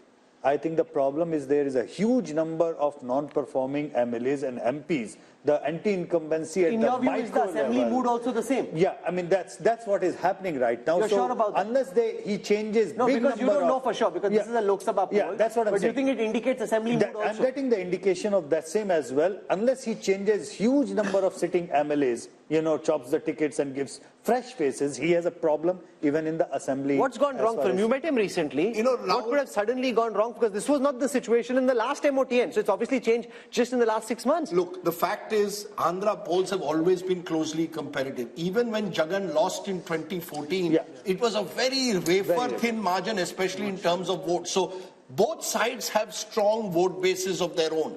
If the Kapu vote, which comes in through a Jan Sena, gives you an accretion, it helps Chandrababu Naidu. My sense is I would not write off Jagan Mohan Reddy. He's done a lot of welfare schemes. He's banking on welfare schemes, the sort of Modi model taken into the Labharti model at the state level. But there is also a sense that many of his MLAs have been distant from the voters, have either been accused of local level corruption. He's changing 60 MLAs out of 150 that he won. So there's a clear sign that he also recognizes local anti-incumbency. So I have a theory. When if it's as tight as this and the TDP is bouncing back, whichever side aligns with the BJP, potentially Amitabh Tiwari has the advantage in Andhra Pradesh. Would you agree? With one caveat before you go to Amitabh. Remember, there is a solid 8 to 9% minority vote that's Muslim, plus a large Christian vote out there. And in a way, many of Jagan's advisors have been telling him, let Chandrababu go with the BJP, it'll allow you to consolidate that vote. So it's a gamble. Counter to that, I mean, there is another set of data which generally, I mean, I keep on mentioning, I mentioned you Punjab, Tamil Nadu and Kerala. I did not mention Andhra Pradesh in that. Even though Congress and BJP both are out of equation in Andhra Pradesh, but Pradhan Mantri Modi's personal popularity in Andhra Pradesh is way more than Rahul Gandhi's. So what I'm simply trying to say, even though BJP has no equity whatsoever over there, there are certainly emotions attached on the Congress, anti-Congress and the old fault lines that the political fault lines are. And one recent development is Jagan Mohan Reddy's sister going to Congress. Now, if from here onward, Congress gains by virtue of Karnataka and Telangana just even 2-3 points, that entire vote block is going to come from the Jagan Mohan Reddy because they share the same vote. So the Congress jump is only going to damage Jagan. See, BJP has a problem of plenty here, so it will choose whichever party is going to win more or higher number of seats. However, as you mentioned, Andhra is one of the few states where simultaneous elections already take place. And generally what happens is that whatever is the result in the Vidhan Sabha election is reflected in the Lok Sabha election. Andhra 2014-19, Telangana 2014, Odisha 14-19 and Sikkim 14-19. So this could be reflective also of the YSRCP facing pressure or anti-incumbency even at the local level. I can tell you one thing very clearly. Chandrababu Naidu is going to be on India Today television very soon. The TDP already picking up these numbers. They are flying with them. This, frankly, Rahul Verma, is the first piece of good news they've had for a party. And I think this is where legal overreach always is double-edged. You think you're killing your enemy. It can potentially create sympathy and can help your opponents bounce back. Again, something you should know, right? Anyone who's in politics knows this. But then politicians also are humans. They have egos, they have anger, right? And they, in their overreach, try to do something which may backfire. So we don't know whether the TDP's gain are actually coming because of that legal overreach. This might also be happening because Congress might be gaining certain votes, which is coming from Jagan's party. And no, but that's overhyped. From 1, if they're going to 3, that's only 2% up. You can say it's 2%. The Jagan Reddy is losing 8% vote share. Only 2% the Congress has got extra from the last time. So remember, Jagan Reddy's graph at this moment is very clearly coming down. That's what this data represents. There's no running away from it. And Chandrababu Naidu would be doing a bit of a dance right now, Sanjay. But BJP's overtures towards Chandrababu Naidu also reflects, the BJP and Prime Minister Modi. He wants to get a foothold in southern India because, you see, if he's comparing himself with Jawaharlal Nehru, with Indira Gandhi, with Rajiv Gandhi, with this Congress Prime Ministers, you cannot be a Prime Minister of India and, 100 but it also shows, out of his bounds. But it also shows flexibility again. Here is a leader who 5 years ago tried to lead the opposition charge against Prime Minister Modi, spoke angrily against the Prime Minister. So Nitish did the same.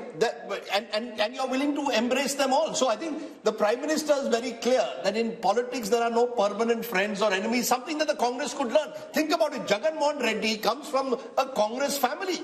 What stopped the Congress in all these years from making at least one solid overture to him to try and embrace? What do you do instead? You send his sister to contest against him, which clearly for him is a red rag. You've actually, according to which he said in the interview to us, you've divided my family. So any question of his family is already divided.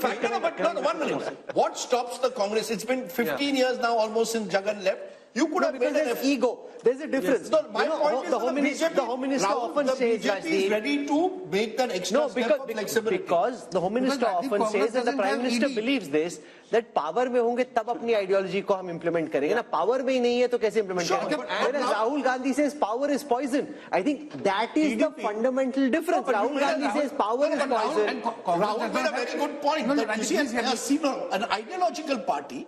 BJP claims to be an ideological party, but is a party of power. The Congress claims to be a party of power, but is now under Rahul Gandhi trying to become a party of ideology. That I want people who are going to fight the RSS, come what may. So you've got a remarkable shift where the BJP wants to be the party. But Rajdeep, there's a very big difference. Yeah, everybody knows what the BJP's ideology is. Half the congressmen don't know what the Congress's ideology is. They don't agree on the same ideology. Rahul, so that's the reality. Let's also admit Congress does not have ED. Sorry? Congress does not have ED. Sure, the ED is a factor which we will discuss, of course, but that's a separate factor. One point about TDP. See, even in 1999 and in 2014, TDP only came to power when it aligned with BJP. So TDP never That's the came point to I power was trying to on its own. So TDP has never won election. That's a very remarkable point, Rahul. Thanks for putting it, because in 1998 election, in the undivided Andhra Pradesh, BJP on its polled almost 20% votes, which forced TDP to join hands with BJP, and he swept again in 1999. So he made a very remarkable point. But can I make a distinction between Chandrababu Naidu and NTR? NTR had the power to win on his own. Chandrababu Naidu, when he took over the party, was not able to do that. That's the difference. Chandrababu Naidu has needed an ally. NTR did not need allies. That's true. But every time he has won, he has come along with the alliance of the BJP. TDP 2 months ago was thinking of joining the India Bloc Alliance. After the 3-0 drubbing, it has again changed its mind. So the regional parties, hawa kidhar beh rahi hai, are very cognizant of this. And there's another little piece of trivia, Rahul. There are two wings of Prashant Kishore's IPAC. One wing is with Chandrababu Naidu, and the other wing is with Jagan Mohan Reddy. And a few weeks ago, Prashant Kishore was allegedly on a flight with Chandrababu Naidu or his son, and all speculation sort of arose in Andhra. Is he going to now align with Chandrababu Naidu? He says he's not. But if these numbers are true, he clearly knows who's on the winning side. Jagan didn't give the NOC. But are you surprised with these numbers? Are you surprised at all with these numbers, Sanjay Kumar? No, about Andhra, we are all discussing TDP and YSRCP. But we are not discussing Janasena. I think Janasena is very important. If you just pull out Janasena from the TDP How much alliance, is the Janasena vote? It's roughly about 4.5%. But if you pull out Janasena from the TDP, then Jagan Mohan Reddy is back in the game. That is so sure. And it is a situation like Bihar. Nitish Kumar at the center. There are two other players. You know, like RJD and BJP on one side. Whichever side Nitish Kumar goes, that party gets. But it's fascinating. It is a fascinating verdict. I want to go across now to Tamil Nadu. And Tamil Nadu is the one state where the UPA or the India alliance, at least at this moment on the surface, looks settled. The turbulence is on the NDA side because the AIADMK and the BJP are now separate just at this moment, and this game is changing so fast that I don't want to end up saying something which makes us look silly a few weeks down when people look back, because that's the way everything we're saying is just commentary at this moment. Things, of course, can change. So here is Tamil Nadu. I'll start with the vote share numbers first. So the NDA projected to be 15% vote share. The India Alliance from 53 to 47. This is largely the DMK and the Congress and some of their smaller allies. Now you've got the AIADMK in the others, which is now expected, the others together are expected to be 38%. Let's look at seats. Yes? is also then a lot many smaller groups are there who are not yet aligned. So we do not know which side will they be in. So a lot of this AIADMK on its own is hardly about 30% at this point of time. So 8% are the others, 30% is the AIADMK. Okay, here is the conversion into seats. Now again, the second state where there is some good news for the opposition alliance, because like in Telangana, this time of course is the India alliance. They had 38 seats the last time, expected to go up to 39 this time. The BJP, while it may gain vote share, not expected to win seats in Tamil Nadu, and the AIADMK had just one seat, that too could come down to 0. So Tamil Nadu looking strong. Does the DMK stay fully with the Congress, or could there be a twist in the tail there also? I think, Rahul, I'll be very surprised given the statements that Stalin has made at the moment that he will also switch sides. There's the ED factor that our friend Rashid Kidwai mentioned. Yes, there are a number of DMK ministers under the ED scanner. But I find it difficult to believe that it will happen before the election. What happens post-elections, we don't know. If the Congress completely collapses, many of these allies of the Congress today could go in different directions. But I think there's a general sense, and the poll may well bear it out, Yashwant, that this is the one state where the Prime Minister's popularity is much less than it is nationally, even though he's made the effort repeatedly to go to Tamil Nadu, to identify himself with Tamil culture, the Singal, when the new parliament was inaugurated. So the BJP, as always, continues to see Tamil Nadu as this sort of bridge too far, which they want to one day conquer. But no, look at the effort he makes with the Kashi Tamil Sangam. Yeah, but my sense is the AIDMK's collapse over the years has only consolidated the DMK and has put the BJP in a difficult position. Do we try and occupy the opposition space, or do we tie up with the DMK? In the either ways, you know, the vote share increase is not going to result in the seat conversion. So is there a vote share increase substantially? Yeah, it's a vote share increase substantially. It could be further because, as I said, many of those smaller splinter parties might still go this way, that way, or the ND way. We do not know. No, is the BJP gaining or is the AIDMK gaining this plus 3%? It's the BJP gaining. AIADMK is not is going down and down and down all the way. And by the way, AIADMK is counted in others in this calculation. It's not counted in the NDA vote share for that. Yeah. No, but so you're saying a 15%. Just a minute. You're saying a 15% vote share is principally a BJP vote share? BJP and the other perceived alliance partners of the BJP, and that's not a very big number. I tell you why. In 2014, BJP actually contested with his alliance all alone, not being part of AIADMK or DMK, and they polled 18%, which is a decent enough number. But that vote share, just like Kerala, as I mentioned, BJP almost touches approximately 20% in Kerala. In Lok Sabha. But 0 seats. It doesn't really matter. 3 states where Prime Minister Modi has actually bent over backwards, I would say, in order to accommodate the political sentiment, Tamil Nadu, Kerala and Punjab. The gap is reducing. They are having a growth of organic level, I would say, but unlikely to convert into seats. Rahul, is there any possibility there's a buzz that the Prime Minister could contest from Kanyakumari as a second seat? No, so there's a buzz that, you know, he wants to bridge the north-south divide himself. 1 seat in the north, 1 seat in the south. Possible? You know, but Rahul Gandhi also showed some sense of weakness when he picked Wayanad. The Prime Minister may not wish to go only for the reason that if this north-south divide picks up and for some reason they end up on a shaky ground, you don't want to expose the man who's supposed to be invincible to any form of threat. Therefore, will they take that risk? No, they will go all out to shore up their fortunes in Tamil Nadu. Remember, the BJP is the only party at this moment which has a 20-30 year horizon on things. When I speak to top BJP leaders about, say, the strategy for Tamil Nadu, or say, why don't you just patch up with the AIDMK at this moment, it might make it easier. They're saying, you know, we want to end Dravidian politics. Not just about coming to power at this moment, it's also about a larger political, social, ideological fight where we want to integrate the country. I mean, at least they're talking that language and then pushing in that direction. Right. Oh, now, like the Chinese have a 20-30 year horizon, the Congress doesn't even know what they're doing tomorrow. Raj, where do you therefore see the DMK being? You know, if these numbers hold, the DMK will presumably be, if not the second largest party, certainly the third largest party once again. Does the DMK remain where it is with all the ED pressures that we speak about? Other allies are slowly drifting away from the India alliance? Or is there, you believe, a chemistry with Rahul Gandhi and the Congress that Stalin intends to cement?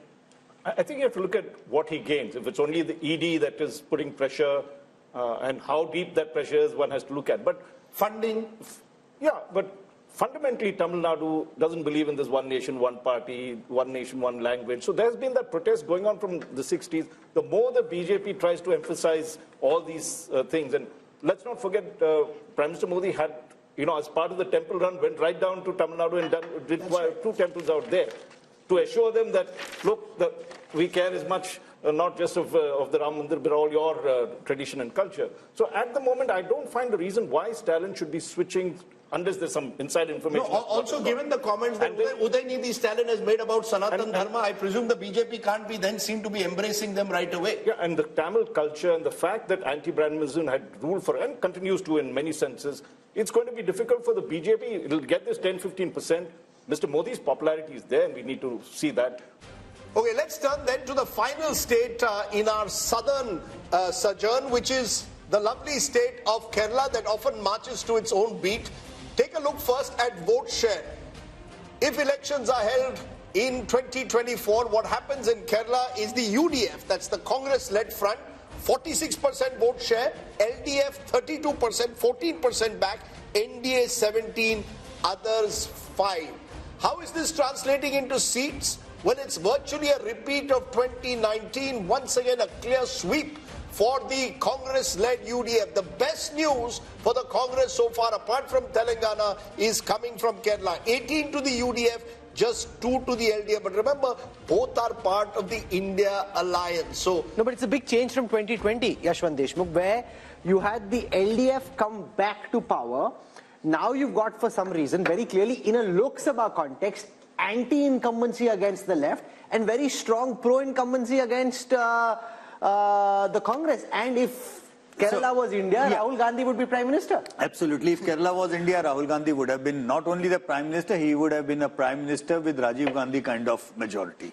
But having said that, I think 2019 numbers also came after a victory of left front in the assembly elections. And so that way, Kerala is a pretty much split vote.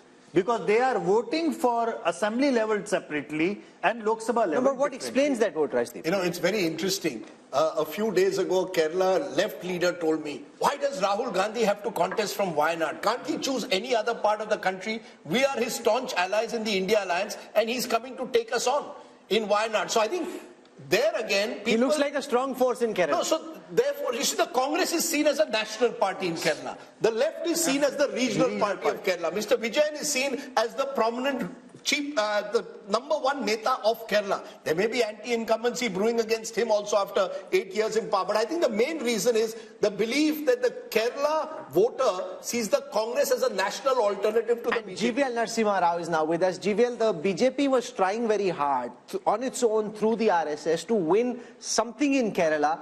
Yashwant's data suggests it's a bridge too far for this election.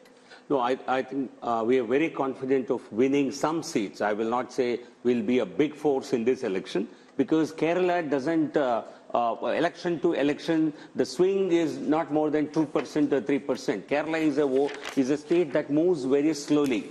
But certainly in this election, we are confident of winning. And what about Andhra Pradesh, where the Home Minister and Naddaji met both with Chandrababu Naidu, also meeting with Jagan Reddy? What's cooking there? I think these are political meetings that happen during election time. But certainly, no, I think you won't, until anything is final, I think you will not know. So you're flirting with both parties essentially? No, we have got support from both the parties as far as parliamentary strength is concerned. But as far as elections are concerned... But Naidu betrayed you. Would you take him back? I think these are decisions that party will take at the highest level. You come from the state, it's your patch. No, but these are political calls. That makes it even more difficult for him to commit because it's his own patch. Rahul and Rajdeep, you see, there are no emotional decisions here. Political decisions are always based on wisdom, political wisdom and political sagacity. Because you accused me, you made some comment against me, or you called me names in a rally, therefore I will not tie up with you. That's college level politics. We are. Can I just take it around this table though to ask that since we spoke of college level politics and Kerala's strong student movement, how many people on this table believe that Rahul Gandhi made the right decision by choosing Wayanad, or was it escapism? Did Rahul Gandhi escape from the reality of trying to rebuild and revive his party in UP by going to Kerala? Is that a mistake? Or is this a pragmatic decision to stay on in the Lok Sabha? Who wants to go? I think it was a pragmatic decision, and Rahul is very comfortable. If you see his, even Bharat Jodo Yatra in Kerala, whatever he was doing, talking, indulging in all kind of activities and all, he was very comfortable. He was what he is. So but you can't win India by becoming the Prime Minister of Kerala.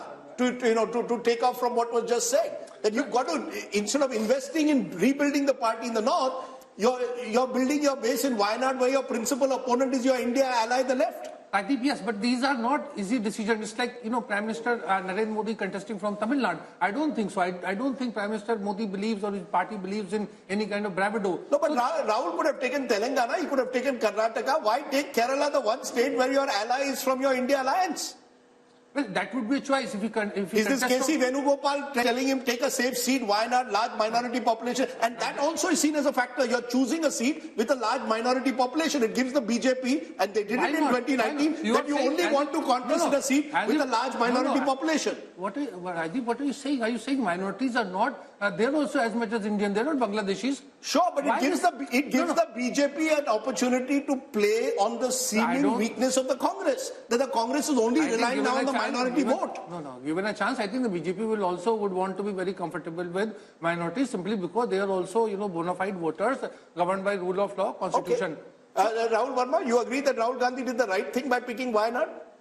Depends on what the right thing means, right? Like if the right thing is just about getting a Lok Sabha seat, perhaps yes. If he thinks he can revive or make the party very, very strong in South, that's also right. As Rashid is saying that in southern India, and even this poll is saying that Congress is actually gaining in South. No, not in South, only in Kerala. Where in the South? In Karnataka, BJP is doing well. In Andhra Pradesh, the TDP and the YSRCP. In Telangana, Congress is doing well. In alliance with DMK, in Tamil Nadu, they would do well. So in that sense, it's not a bad decision. I think, should he look towards South as well as build the party in North? That's what a leader is supposed to do. Modi campaigns in North and South and East and West, right? If you want to be a national leader... I think one of the key reasons, one-liner I would say, he lost Amethi because he went to Wayanad. Yeah, well, what I was told is that they saw their polls in Amethi suggesting a very tough fight, possibly losing. They looked for a safe seat in the south and picked Wayanad. So it was almost like some kind of security which Rahul Gandhi was offered. No, but imagine if he's your main batsman and he's looking for a safe position. Which is my point. You see, this is precisely my point, Rahul, that I would have, if you wanted to choose South, choose Karnataka, for example, a state. Where did Indira Gandhi go? Indira Gandhi went to Chikmagalur, went to Beda. What is the safe seat for Karnataka, Congress in Karnataka? I have no doubt that there could be potentially safe seats, including potentially Chikmagalur. But look at the projected vote share and seat share of the South, because, Rahul, I think it shows the exact opposite of the North. The vote share in the South, as per the Mood of the Nation poll, NDA 23%, India 41%, others 36%. How does it add up in seats? NDA 27%. That's just a small dip from last time. Remember, BJP got 29 out of 130. India 76%. Slight up because of Telangana, others 29%. But basically, you really have two Indias politically. You have the BJP dominant in North India, and you have India Alliance doing very well in South India. So whether we like it or not, there is a South-North political divide in this country. What implication that will have with delimitation is going to be a big question in a couple of years from now. Couple of years from now. At this moment, we are focusing on what is the mood of the nation. Welcome back. You're with us on the India Today Mood of the Nation opinion poll. The results of this poll are already buzzing and trending in every state, from Andhra Pradesh to Telangana to Uttar Pradesh. Wherever we are going, a mini tsunami on social media, lots of posts being viral, exchanged. So that's good buzz to have. We now want to come to Rajdeep's home state of Maharashtra. He's already itching, getting out of his chair, all set to get you what should be quite shocking. No matter what you're thinking is happening, I think you'll be shocked by what Rajdeep's about to show you. Rajdeep.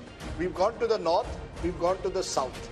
But the best part of the country is when you're a West Indian. So I'm going to go as a West Indian, I've got to go to Maharashtra. And whoever thought Maharashtra would be one of the states which would see so much of chaos and instability in the last 5 years? We've had 3 chief ministers and plenty more in that state.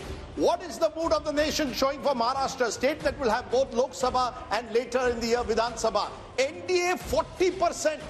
NDA 40%. So that's the BJP and the Shiv Sena, into brackets Shinde. India 45%, which is 5% higher.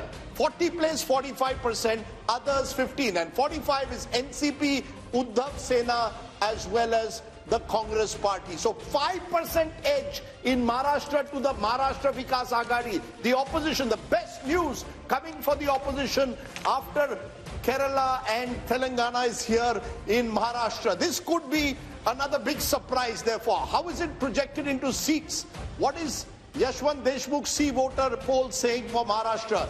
26 out of 48 for the India alliance. 26 out of 48, a huge jump, because the NDA, which won 42 out of 48 last time, is down to 22. So if there's one state where the NDA is taking a big hit as per this poll compared to 2019, it's Maharashtra. And that perhaps explains all that's been happening in that state.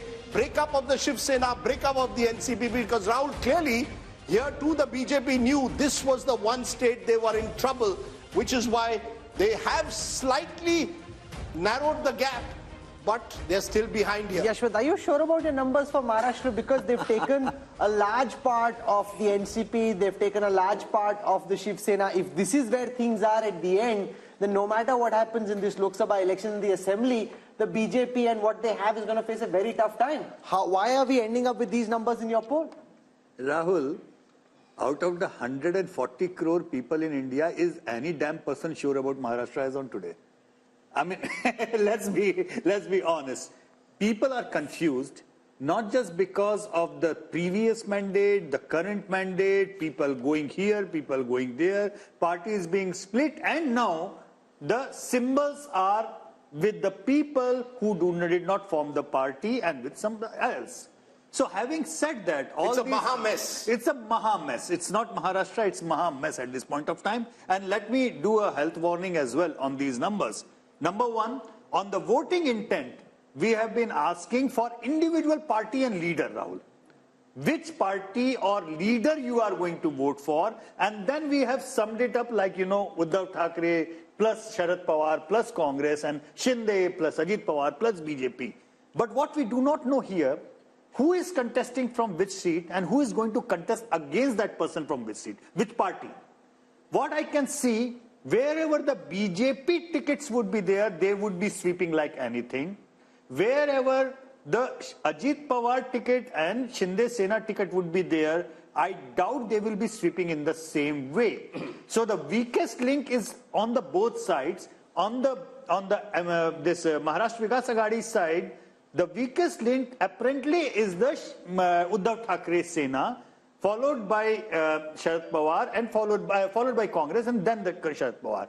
So we don't know out of these 3 and 3, which permutation and combination is contesting whom on which seat. Unless we are sure of that, I think this is more of an Since this is your home state, Rajdeep, here's the concern that I have, just purely academically, right? Which is that will votes get transferred? In a poll, it's very difficult to capture that. But once you know, okay, it's GVL versus Rashid, then the equations change, exactly right? The point. Yeah. So right now, you don't know that. So you're building this scenario on the basis of what respondents are telling you, but the respondent also doesn't know who's against who. I will tell you two contradictions, Rajdeep, before you say.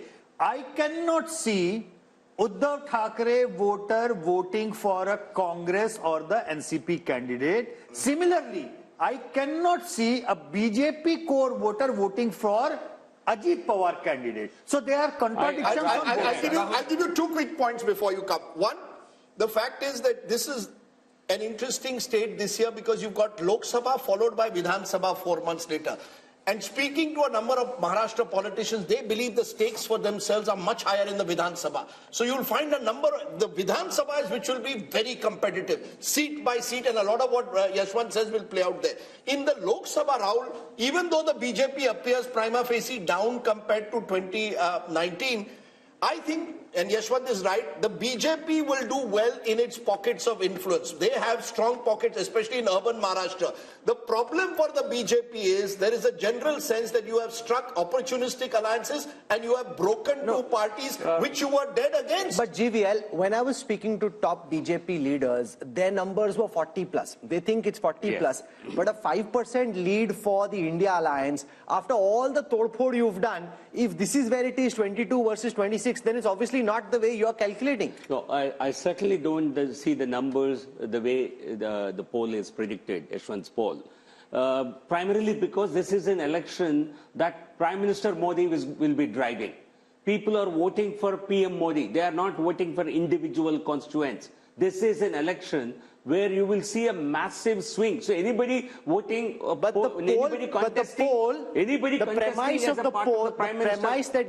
premise which is also the reality of Maharashtra politics gets reflected in this poll is that BJP at this moment is not a pan-Maharashtra party.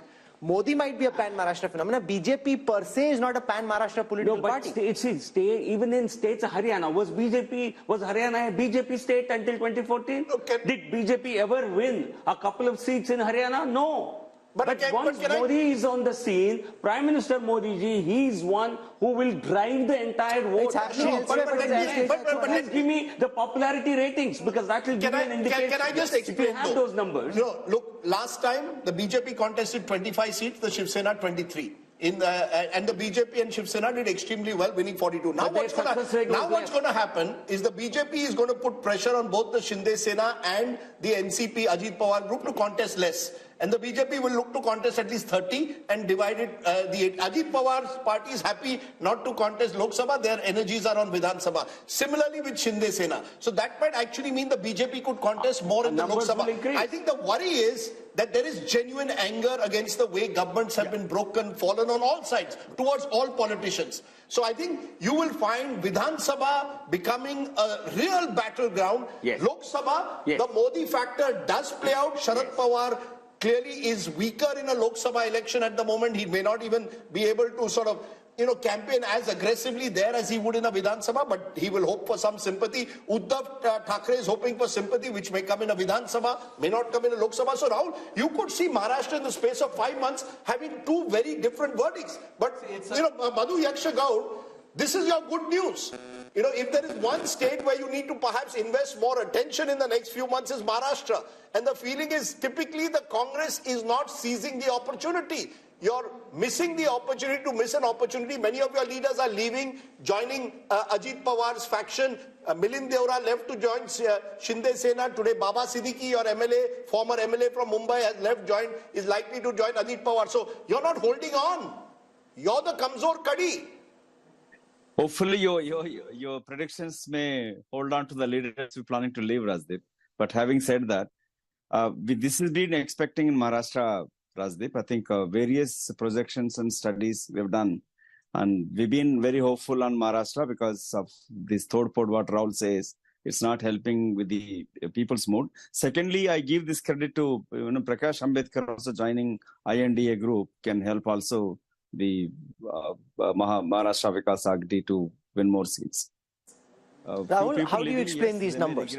The fact that you've got what seems on paper a strong alliance now with Ajit Pawar there, Shinde there, the other parties seem weakened, but they still have a 5% lead in this poll. So with lots of caveats, because no one knows what's going to happen in Maharashtra, but if our thesis is right that people in Maharashtra are unhappy with the way parties have broken alliances, then the expectation would be that the turnout is going to get depressed, which means it depends who has the more cadre on the ground. So it doesn't matter where Ajit Pawar has gone or Uddhav Thackeray has gone. Who has which of these groups actually got the cadre on the ground? In a depressed turnout scenario, cadres on the ground will make sure that your core voters turn out and that group will have advantage. Your sense, Amitabh? See, actually, it's a khichdi. So, nobody knows which party has the vote. But Shiv Sena and NCP have the symbol. Symbol plays a very important role in elections. That's number one. As you said, BJP will now bargain for a higher number of seats. So it will be able to win more and also transfer its votes to the SHS and the NCP candidates. Now it depends upon how much they have.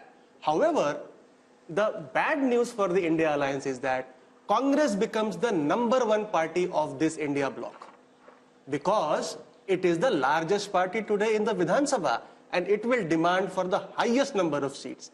And here is where the India bloc does not have a track record of elections because they have not fought together and the seamless transfer of votes will be between candidates is unlikely to happen. But if they had any political smarts, the Congress and the India Alliance, Rajchingappa, should now be doubling down where they see opportunity. Maharashtra, instead of frittering precious ammunition on states which are fallow ground, they should focus on where the land looks politically fertile for them. The problem is that's not how they're thinking. BJP is going state by state, seat by seat, candidate by candidate, plucking, and the Congress is trying to do some kind of an ideological revolution. At least Rahul Gandhi is attempting some kind of an ideological revolution here. But I think the reverse is also true. The way the BJP and Mr. Modi is obviously party to these decisions, has been picking up and splitting parties and everything else, and Rajdeep talked about it, doesn't do their image any good. And in Maharashtra, but their calculations, image doesn't matter when it comes to voting. That's their brutal calculation. If you are saying I'm taking you to a Viksit Bharat, I have cut corruption down, I am against dynastic politics, you have to then prove that on the ground. Let GVL respond to that. Let me just finish the argument. Okay? Yeah, go ahead. Because I think it's a principled thing that happens. In Maharashtra, I have a feeling, Rajdeep could vouch, and he also expressed it, is I think there's a Marathi pride which you can define in some ways or the other, right? People must be truly fed up at the way these parties have behaved on that, the way they've split, completely cynical. How do you explain that when you want to take this nation to greatness and you're playing let dirty GVL politics? respond to that. They see people are very, very practical. Let me put it this way. People have great trust in Prime Minister Modi. They know he's the one who will deliver Viksit Bharat. And if he does not have the strength in a particular state to sweep that state, let him galvanize, get that support, because we want him to win. The people want him to win. People have trust in him. No, sir, but can I ask you, you're saying people have faith in Modi. Point taken. But when Mr. Modi says there is a 70,000 crore scam in irrigation, points virtue to NCP and Ajit Pawar, 1 week later, Ajit Pawar joins you, what's the message? I was in Nashik, where a gathering which included RSS people were there, and they all said, sir, khoke ki rajniti hai. They openly said it. The word khoka has become a sort of common parlance on the street of Maharashtra. How does that lift the Prime Minister's image? If one moment you say there's corruption, next moment you tie up with the same corrupt person, how does it lift your image? Let me tell you this. People understand there are some political compulsions. At the end of the day, you want Lord Krishna to win. You want Bhagwan Ram to win. There are some adjustments they will have to make in the interest of larger sure, but have you national gone too good. far? The point is, no, I'm telling you, this is the Hindu psyche. This is an important point that GVL Narasimha Rao makes, because when I was interviewing Dr. Jaishankar, and I've seen now several people say this, they talk about Bhagwan Ram, they talk about Hanuman, they talk about the Ramayana and the Mahabharata, and they talk about tactical compromises on the battlefield, which leads to the war being won. So this is something that we're seeing now quite a lot of, which is what he's talking about. No, but then Rahul, with due regard, sorry for speaking out because it's my home state, I feel strongly. The fact is, where does it fit in with the kind of Ram Rajya that you talk about?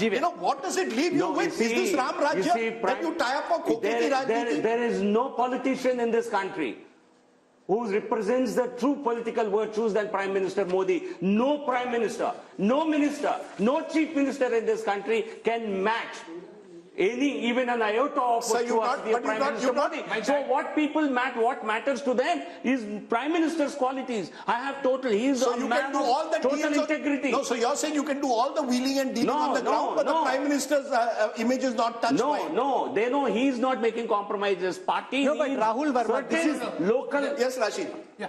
I mean, by going by Mr. GVL Narasimha Rao's logic, BJP should be winning all 543 seats. If Mr. Modi is on a big ticket, he's there on Tamil Nadu also, he's there in Telangana also, he's there in all other states. I think, we must accept what Mr. Yashwant Deshmukh survey is projecting. We have gone through over 300 seats, and there is a kind of trend. This is a very interesting thing about what is the findings of Maharashtra. There are 4 states that were always, they are kind of, outliers, and they are giving something in favor of BJP. In case of Karnataka, in case of Maharashtra, there is a trend, and we will see. No, Maharashtra is not Bihar, with the BJP. It's the other way around. Precisely. So I'm saying there are 4 states that were very crucial in 2024. Even if the outcome is kind of well known that the BJP has an advantage and Mr. Modi is a favorite. 1 state is Bengal, other state is Bihar, 3rd state is Karnataka, and 4th state is Maharashtra. Now it is giving different kind of trends. I think we must accept what Mr. Yashwant Deshmukh is predicting.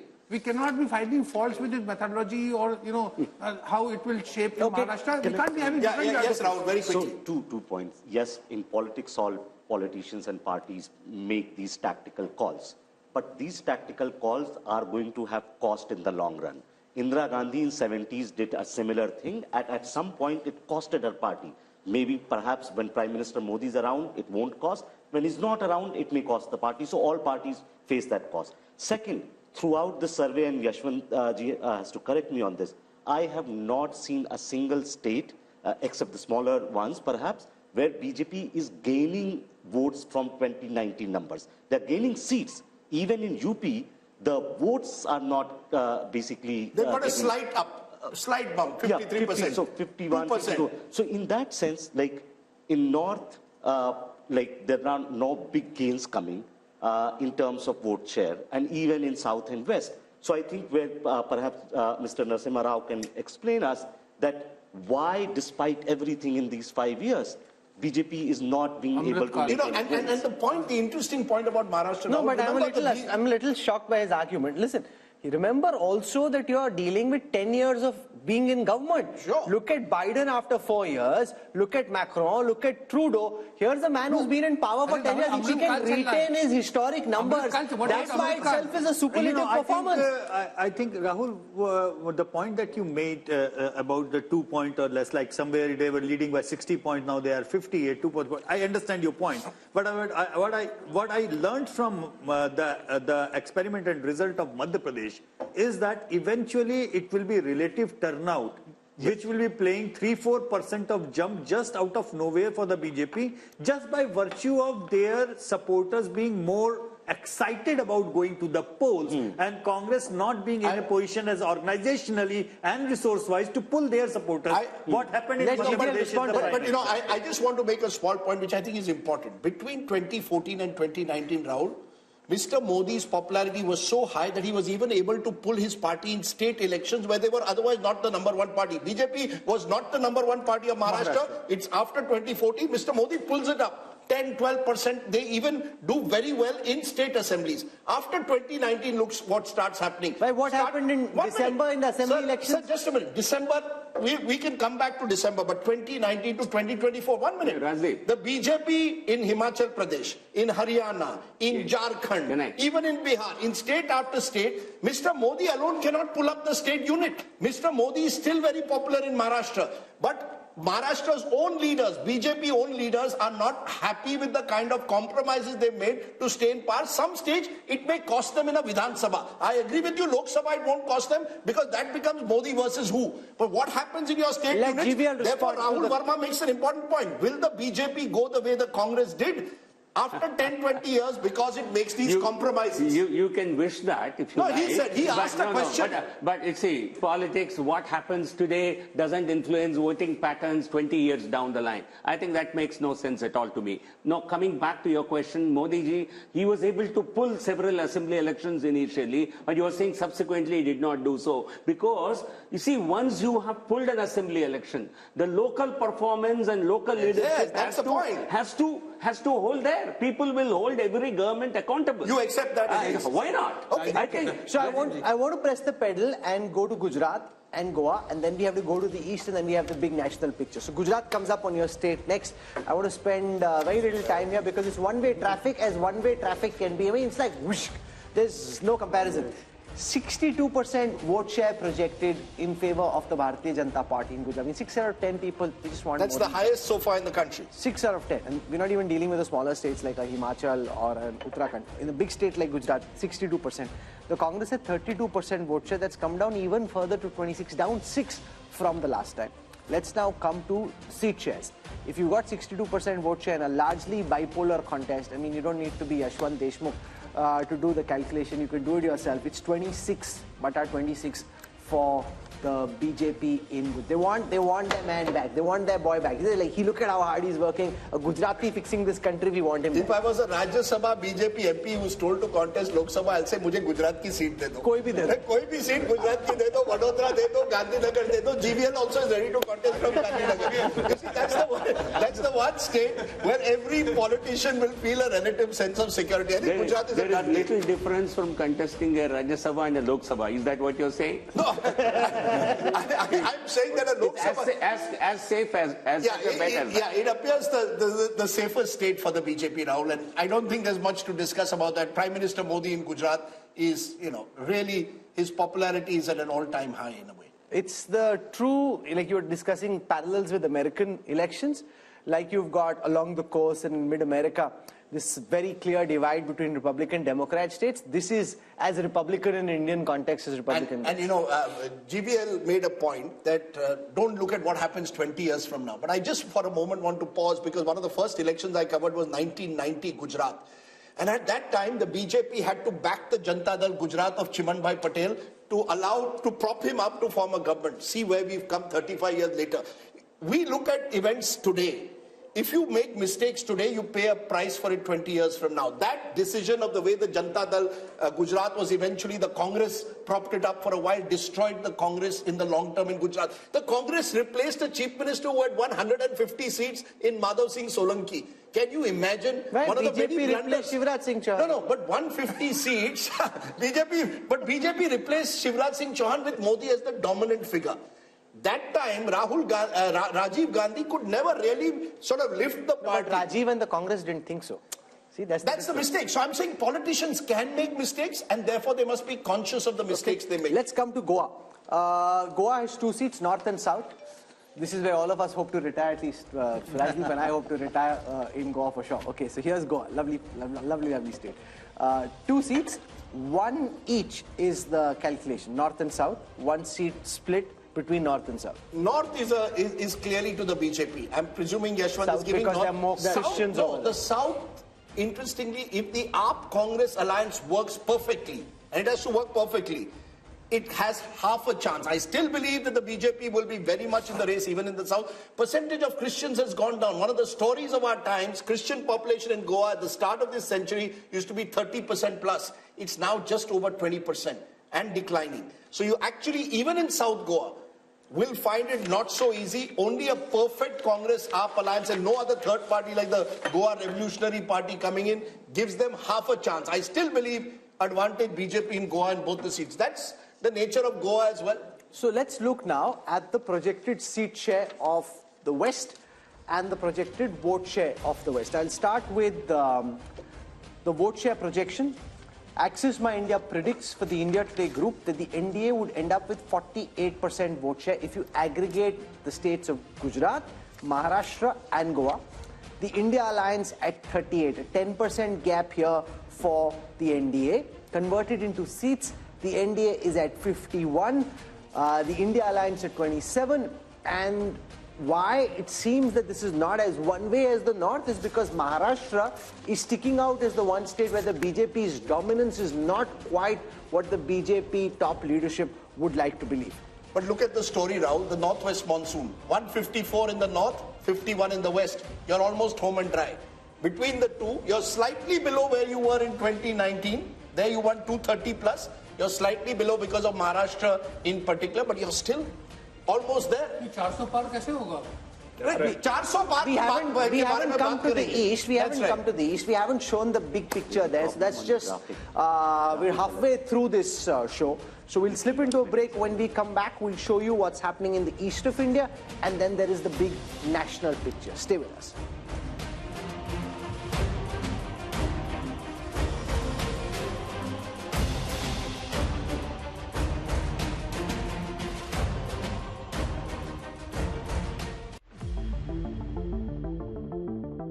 Hello and welcome, I'm Sahil Joshi. Now I'm at the Mumbai seafront. You can see here the Mahim Fort and also the Bandra Worli ceiling, the most iconic locations in Mumbai. Because the people have reposed confidence in Bharatiya Janata Party and NDA.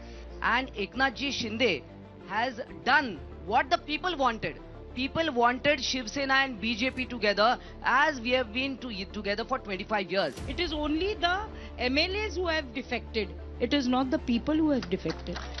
How is Ajit Pawar like-minded party with the BJP? We see it worked in line with the expectation of the people, and that's why we are confident of our victory. If you are so confident about 370 votes and 400 for NDA, why do you want all other alliances with you? Why do you want all small parties with you? वो washing machine से धुल गए, ये कमल detergent में सब धुल जाते हैं. We are shifting our focus to Gujarat. Confidence in the people's mandate is very, very certain. The youngsters have come in and they have taken the major positions in Gujarat. I feel things will be very different. In Gujarat, if you ask any Congress leader, but they are all demotivated in Gujarat purely because they know they are going to lose. Election of 2024 will be an election of Modi versus Mudda. Our phones are buzzing, multiple politicians, their well-wishers, supporters across states calling, wanting to know something on the site. There's no sideshow happening. If you want to know what the numbers are, stay tuned to our coverage on India Today as we take you through state by state, region by region, and then finally the national big picture. We want to come to the fascinating state of Bihar, where Nitish Kumar's U-turn has made things very topsy-turvy and very exciting, which is also why the Mood of the Nation poll had to do extra polling to be able to capture what's happening in Bihar. On your screen right now are the vote share numbers for Bihar first. 53% is what they had in the last Lok Sabha elections. They're projected to be at 52, but there is, on the surface, it seems not much has changed, but so much has changed internally because the JDU, which was earlier with the India alliance, has now jumped over, which is what kind of keeps the BJP-led India alliance where it was. The India alliance was at 31%. That's expected to go up to 38%. Let's see how this converts into seats. For the first time now, on your screen, the Bihar projections on the 40 seats of Bihar. Yashwant Deshmukh and his team at C-Vota are predicting that the NDA could end up at 32. Remember, apart from Kishanganj, they had 39 out of 40 seats the last time. They're expected to come down 7 this time around. The India Alliance, which had only 1, expected to go up to 8. So just imagine, Rajdeep, if Janata Dal United was actually here, BJP was staring at bigger losses in the orange column, and the India Alliance was looking at bigger gains, which is what explains that somersault. You know, the fascinating aspect is that when you went to Uttar Pradesh, the BJP is holding its own. The moment you've gone into neighboring Bihar, even though the BJP has now struck an alliance with Nitish Kumar, gone back to its own party, it's down compared to 2019. In fact, if you look at the BJP overall, except for Uttar Pradesh, none of the major states are seeing a major jump for the BJP. In Bihar, so that's what makes Bihar very interesting. No, but because this happened so close to your poll, does your polling account for the full impact of Nitish coming back to the BJP? Not really. I mean, because we had to do a snap poll and see what kind of impact it was. We could sense 2 major things. Number one, yes, there is almost like 8% arithmetic jump, you know, from the India faction to the NDA, just by moving JDU supporters to this side to that side. Which could also mean that Nitish is now worth only 8%. Yeah, exactly. This is one of the points, which is like, instead of 16% which he polled in 2014, his core vote looks like more like a 8% kind of thing. Number one. Number two, we still don't know who is contesting how many seats. You know, and please remember, even Paswan's party is split into 2. So we have just taken in whatever the seat allocation was there in 2019 as our base one. And we realize that the probability of JDU tally going down even within the part of the NDA is quite significant. Which means last time they contested 17, won 16, but they could even very well come down, crashing down to single digit. So what this means is that in the overall, yes, JDU did a wise thing probably to come back and, you know, safeguard their own thing. But if the NDA needs to pick up its tally, probably BJP needs to contest more seats because there is a significant anger against the JDU, not just among the RJD supporters, but even in the BJP Tiwari, supporters. You come from Bihar. Does this poll account for the potential winning bandwagon effect? The fact that if voters in Bihar think that this is a Modi election, a BJP election, then they may more likely than just at the time of separation choose to go along with the NDA. That is most likely to be the case because, as Yashwantji is saying, BJP is likely to contest on a higher number of seats, give lesser number of seats to JDU, which is facing a decline in its support base. But if you see, both the parties were at 37% vote share. 15% is the Modi premium because JDU was with BJP in Vidhan Sabha elections. So the Vidhan Sabha elections, when it factors into account the Modi impact, is 15% straight away. So, but with this swing of 8% from Mahagathbandhan to NDA, what would have been the result? It would have been 46-42% in favor of... The result would have been just bang opposite. So again, BJP being a practical or a pragmatic party, clearly saw that there would have been significant losses in Bihar. The guy who if won't this like this U-turn was not is being done. Nitish Kumar. If he thinks he's worth Rahul Verma only 8%, that just shows how, like the BSP in Uttar Pradesh, like the JDS in Karnataka, the JDU seems to be a very diminished force. Yes, absolutely. And I hope Nitish Kumar realizes it. And Nitish Kumar perhaps understands that he's diminishing and he's still trying to make most of it. But with this 8%, he's still chief minister. No, the most valuable 8% you can have. So think of it. Since 2013, he knows that he's declining. But what he knows that without him, no government can be formed till at least till 2025. And he's making most of it. He's basically, he goes with, so he's one of those politicians where he's being opportunistic and ideological at the same time. He joins RJD, gets his caste census done. Comes to BJP, does certain other things. So he's trying to make most of it in a very, very small... But look at, maybe the BJP looked at Yashwant's last Mood of the Nation poll. And there were 3 states where the BJP was in clear trouble. There was Bihar, there was Karnataka, and there was Maharashtra. What did they do in Maharashtra? They broke the 2 major parties, Shiv Sena earlier, then the NCP. In Karnataka, you went and tied up with JDS, brought back Yediyurappa into the fold through his son. And in Bihar, you've got Nitish Kumar back into the fold. I saw this photograph in the morning papers today, Prime Minister shaking hands with Nitish Kumar. And I just wonder, what makes politicians tick? Here are 2 people who've attacked each other personally at various stages. Nitish Kumar refusing more than a decade ago to even share a stage with the Prime Minister. But all is fair in love and politics. And I come back to it, Rahul. The BJP has shown itself to be a party of power while claiming to be an ideological party, and the Congress has done just the reverse. No, but I don't agree. Once they're in power, they're ideological. Their logic is, they've scrapped Article 370, they've brought India the Ram Mandir. What other proof do you need of ideology? No, I'm not saying the ideology is diluted. Yeah, UCC has come about in Uttarakhand. So once their formula is you win and then you get ideological. To win, you don't worry about ideology. All I was saying is that there were states where the Congress had seen these ones, they were going to get, the BJP had seen they could be down by double digits. Bihar was one of those states. Let's find out a way to tackle Bihar. The point, Rashid Kidwai, is this is the difference. You see, I got a call just now from a UPA leader. Please show me which are the states where the BJP is growing. I said it's not about the BJP growing but holding its own. And they've held their own by strategic politics. Does the opposition recognize that, Rashid? Yeah, or will they only blame the enforcement director? I think Nitish Kumar's story is not complete without the opposition politics. Nitish Kumar seems to have gone on a rebound. He worked very hard for this India alliance, and when Mamata Banerjee, propped up Mallikarjun Kharge, and when Rahul Gandhi said that, he will talk to Mamata before appointing Nitish Kumar as India alliance convener, all these things look like... You're saying if he was appointed convener, he would have stayed on? Precisely, because Nitish Kumar was not doing 8%, he knew his days are numbered, he wanted to be a prime ministerial face, he may not have said it. And this is... If he was made convener, think of it, after 2023 December results, he's also making calculations.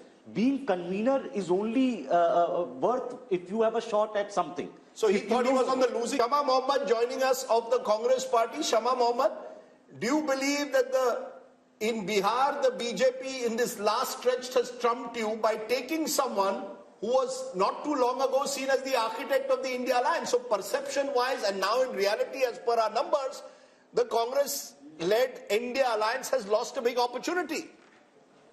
I don't agree with you on that, Rajdeep. Everybody knows what Nitish Kumar is. Like I said before, if he had to go, he had to go. He keeps jumping from here and there. But you said a very important thing is, what is the ideology of the Bharatiya Janata Party? For example, let's look at the Meghalaya election. They were with NPP in Meghalaya before the election. During the election, they went their separate ways.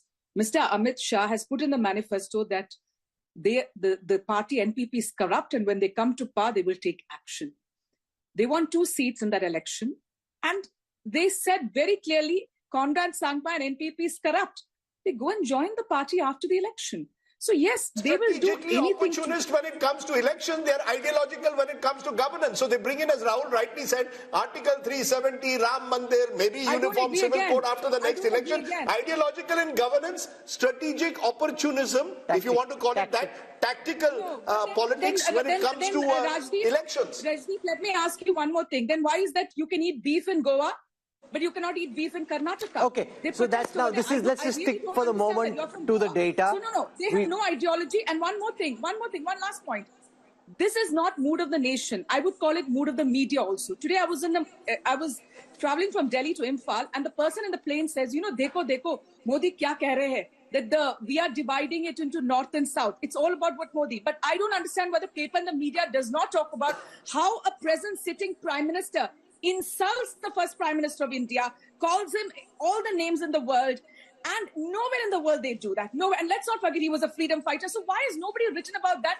How the present prime minister keeps insulting a freedom fighter, the first prime minister of India. And see, you have to understand, people get carried away with what media is doing. Before 2014, we were questioned 100 times. I fail to understand why the present government is not. You could write an article on why beef is allowed in Goa, but not in Karnataka. West Bengal, another big state where the battleground is going to be tough.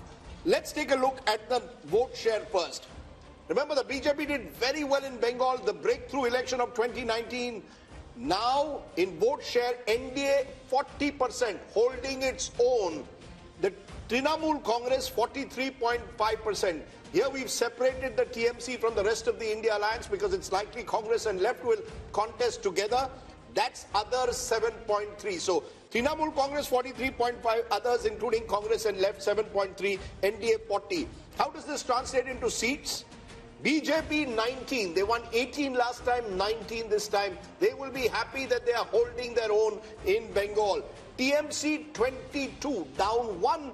Congress plus left is 1 seat. So Bengal once again, Rahul, becoming TMC versus BJP, Congress left getting squeezed out, and clearly the BJP holding its own. Rahul Verma, is there a way of knowing what this may have looked like if the TMC and the Congress and the left can't be together, but the Congress and the TMC were together? How much of a material difference could it have made to these vote share numbers? It's hard, right? Because you don't know what kind of transfers will take place and what the seat allocation to different parties. Yashwant, how much of the Muslim vote is the Congress actually splitting, or is it largely going en masse to the Trinamool? You see, the minority votes saturation towards TMC is already done and dusted. Yeah. So I don't think there is anything from the minority vote perspective left much to whatever the 8 to 10% vote that left in the Congress. But you're picking up still. How much vote are you picking up for the Congress? You see, they together they are polling every about 4 to 5% each in that way. But the funny thing is that I kept on thinking why exactly Mamata Banerjee decided to go on her own. And when I took a deep dive and tried to understand the composition of what is left of left and the Congress vote, I realized that big number of them is actually anti-Mamata, not anti-BJP, which is now left with them. So there was a clear and present danger if the Congress and the left would have been in Mamata's alliance, then this vote, 8 to 10%, a huge chunk shifting them to BJP rather than coming Mamata's way. So with one caveat, the left definitely had to be on the other side. Mamata was very clear. She needed a three-cornered race. Left voter needed to split the anti-Mamata vote. The Congress voter is more interesting, especially in areas like Malda, which the BJP, did very well last time. There, the Muslim consolidation. And she saw it in a by-election which she lost last year, which troubled her because suddenly the Muslim vote was drifting towards the Congress. So in 4 to 5 seats, I think it could make a difference, but 4 to 5. So these numbers could have changed by 4 to 5 if even now the Congress ties up with the left. That's about also, it, not more than that. Look into the statement and look into the body language of Adhirda and everybody else within the Congress rank and file. The way their campaign has been, it looks more of anti-Mamata, less of anti-Modi. So they are holding on to whatever they have. They are understanding there is a huge chunk of their vote which is primarily anti-Mamata rather than But I will make again one caveat. Adil Chaudhary is worried about Adil Chaudhary. Adil Chaudhary wants to win his own seat. It's not about a Bengal strategy. If there was and this is where the India Alliance gets it horribly wrong. Do you have a strategy for Bengal, or do individual leaders dictate terms to you as to how you do it? We must remember, Mamata Banerjee has not left India Alliance. So this is the part of tacit understanding also.